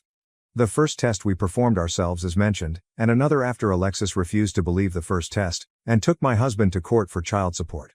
For a single second this whole thing made me second guess if my husband was raped, that this could have been her way of forcing my husband to admit to an affair. But after talking with Alexis, I don't think that was the plan. Alexis says that Alice told her my husband was the father under strict confidence, demanding that she never, ever tell me or my husband. We were only ever to be told if Alexis died before Alice's daughter was old enough to take care of herself, so that she wouldn't end up in foster care. The only reason Alexis came to us then, instead of keeping that secret, is because Alice's life insurance wasn't being released yet, and she was out of options. She also felt I should know my husband and her daughter had had an affair. This all reaffirms in my mind that Alice did rape my husband, with the expectation of getting pregnant with his child. She obviously had other partners at the time, since one of them fathered her daughter, but no one knows who. It's clear to me that Alice believed it was my husband. I did suggest Alexis upload a sample to Ancestry, see if any matches pop up, but as Alice traveled all over for work, I don't know that anything will ever come of that. In truth, I've washed my hands of the situation. Alice did enough damage, and I don't particularly plan to be around for any more. My husband and I have gone through a lot of counseling, and will likely continue for a while. This whole situation damaged us both, my husband more obviously, and I don't think we'll fully heal for a very long while. To answer a few questions. No, sadly there isn't a hidden diary, or text to explain what the fuck was going on. My husband and I are not getting divorced. He understands why I reacted the way I did, and has been strong when I was weak before. I've spent the past 7 months being strong while he was weak, so we're considering the whole thing even. We are still madly in love and plan to be together for a long time still, more on this. No, we will not be adopting Alice's child. If she had been my husband, we would not have been adopting the child. Ultimately, I thank Reddit for setting me straight. There was a massive outpouring of support and corrective advice. To say I got a slap in the face would be a descriptive but apt way to put it. I needed it then, and I thank you for it. To say that you may have saved my marriage is an understatement. I do, however, have some good news. During my leave of absence, while my husband and I rediscovered what makes us love each other the most, I got pregnant. We're expecting our first baby, a girl, in a little over 3 months, and my husband and I are ecstatic. And no, we will not be naming her after my dead ex-best friend. TLDR. Not my husband's baby, not our problem. No answers, just questions, and oh, I'm having a baby. I lost my mom at 10. After 8 years with a cold stepmom, I found out she's my birth mom and the man I call dad isn't my real father. Okay, here we go. Imagine I'm telling you this story over coffee, just letting it all spill out. I swear, sometimes I think my life is a sitcom, a really bad one. I mean, losing my mom when I was only 10, that's already a heavy plot point, right? And then throw in the stepmom, who's basically the antagonist in my personal story arc. It's all just too much. Let me give you some background. Mom passed away when I was 10. Cancer, the classic sob story starter. It still hurts, even 8 years later. It's like a hole in my life that nothing can fill. Dad was a mess, obviously. He's a good guy, just not cut out to be a single parent, especially to a grieving kid. Enter Carol, my stepmom. She came into the picture a couple of years after Mom died. She's nice enough, I guess, civil. We can be in the same room without clawing each other's eyes out, which I guess is progress. But close? Absolutely not. We're about as close as two strangers sharing a bus seat. She's just weird. Like she's trying to compete with my mom. It's the strangest thing. It's not like my mom is even here. It's not like she can come back and defend her title of mom. But Carol acts like it's a competition anyway. She gets all snippy when I talk about mom, or when I wear anything that belonged to her. The worst is my necklace. It's an old thing, just a simple silver chain with a little heart pendant. But it was Mom's.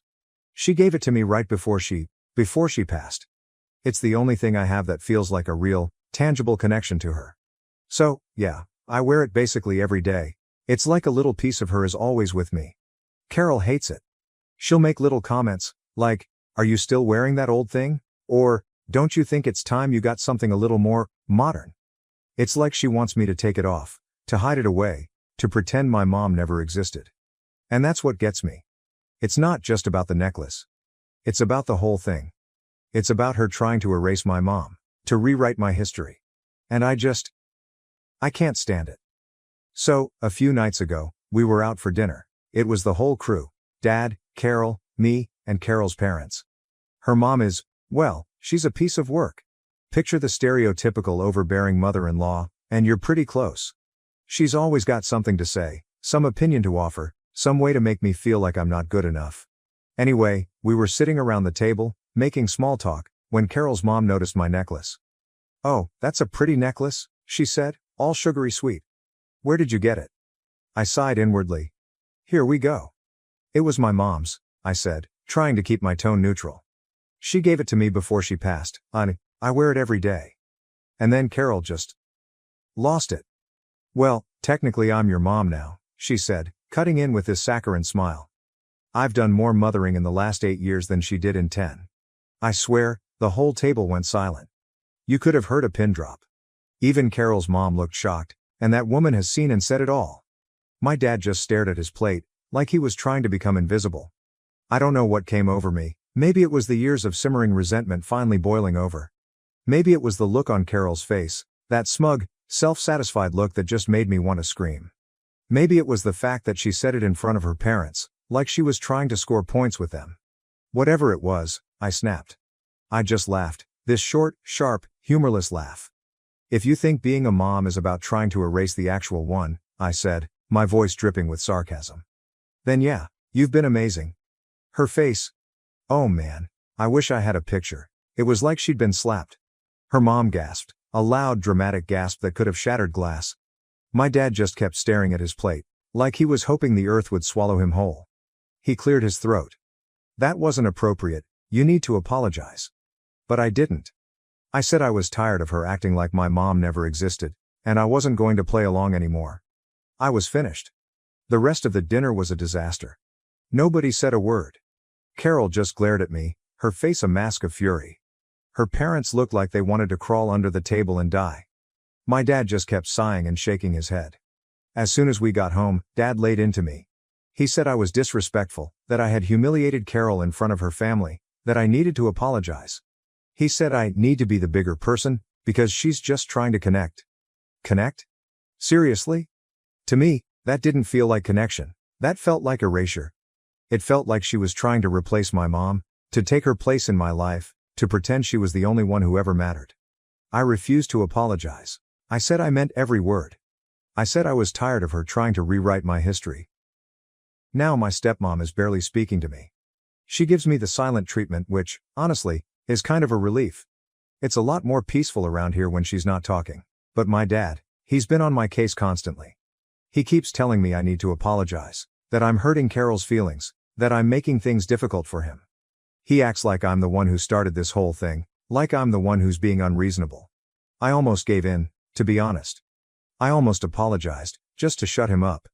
But then I thought about my mom, about her memory, about how much it means to me to keep her alive in my heart. And I knew I couldn't do it. I couldn't apologize for defending her. But here's the thing, lately, there's been a few things that have been happening that made me question more and more who I was living with. First, there's the little things. My mom's favorite recipes mysteriously disappeared from the recipe box I had stored in the attic. All of them. I'd know my mom's cooking anywhere, and those recipes were all that was left of her cooking, but gone. Then, there are the pictures. I found that a lot of the pictures of mom and dad were no longer on display. If they were, Carol would pop up to replace them. It's like mom never existed in the first place. But that brings me to the biggest problem. My mom's death. It was always a sensitive topic, and I never pressed my dad for details, because he gets sad. But it felt like time to ask a question, so I did. "Dad," I said to him, "what exactly happened to mom? I want to know the details. I deserve to know. I'm an adult now. I've told you before. She had cancer, and she eventually succumbed to it. It was tragic. End of story." He told me. "No, tell me more," I pleaded. "When was she diagnosed? What kind of cancer? Did she go to the hospital?" My dad suddenly clammed up. He acted very weird. "Why do you need to know? It was a long time ago. She got diagnosed a while before you were born, went to the hospital, and got treatment. Before I was born. But mom didn't get sick till I was 10? Did she have it a second time?" I pressed on. My dad's face went pale. "She didn't get cancer a second time," he told me. "But she was sick for years, right? In and out of treatment, right?" I asked again. That's when the bombshell dropped. "Carol has cancer. Your mom died in a car crash," he told me. My face went white as a ghost. I just blanked out. But if my mom died in a car crash, then there was a huge hole that didn't add up. And it's right when I'm about to confront Carol that something weirder happens. I'm rummaging through one of the cabinets to get some pots and pans when a box falls out. I pick it up and realize that this is my mom's box of belongings. All the mementos and keepsakes that were hidden in here. I open it up and immediately start to tear up. This is one of the last memories I have of my mother. I remember seeing her make this and give it to me. That's when I look down and see something more. There are pictures and letters in there that weren't there before. They were clearly from Carol. I pick them up and read them. And what I read makes me want to vomit. The letters were all addressed to my dad, but they were all about Mom. And what they said was absolutely disgusting. Carol had been having an affair with my dad when Mom was alive. And she was pregnant? The pictures were of Carol and my dad, laughing and smiling. And in one of them Carol was holding a baby. It couldn't be, could it? I did the math in my head. Carol came into the picture a couple of years after Mom passed away. But if she had a baby when Mom was still alive. That's when it hit me. Carol isn't just my stepmom. She's my half-sister. I felt like I was going to pass out. Everything suddenly made sense. The weird vibe, the competition with my mom, the snippy comments, the erasure. It all pointed to one thing. Carol isn't just trying to replace my mom. She's trying to erase her so she can take her place as my dad's number one. But why? What would motivate someone to do something so cruel? That's when I looked down and saw something else in the box. A letter. It was addressed to me. I picked it up and read it. And what I read made my blood run cold. The letter was from my mom. It was written a few weeks before she died. And it revealed a secret that would change everything. My darling, name, the letter began. If you're reading this, it means I'm gone. And there's something I need to tell you before I go. Something that I've been keeping from you for a long time. Your father, he's not your biological father. I blinked. I read the sentence again. And again.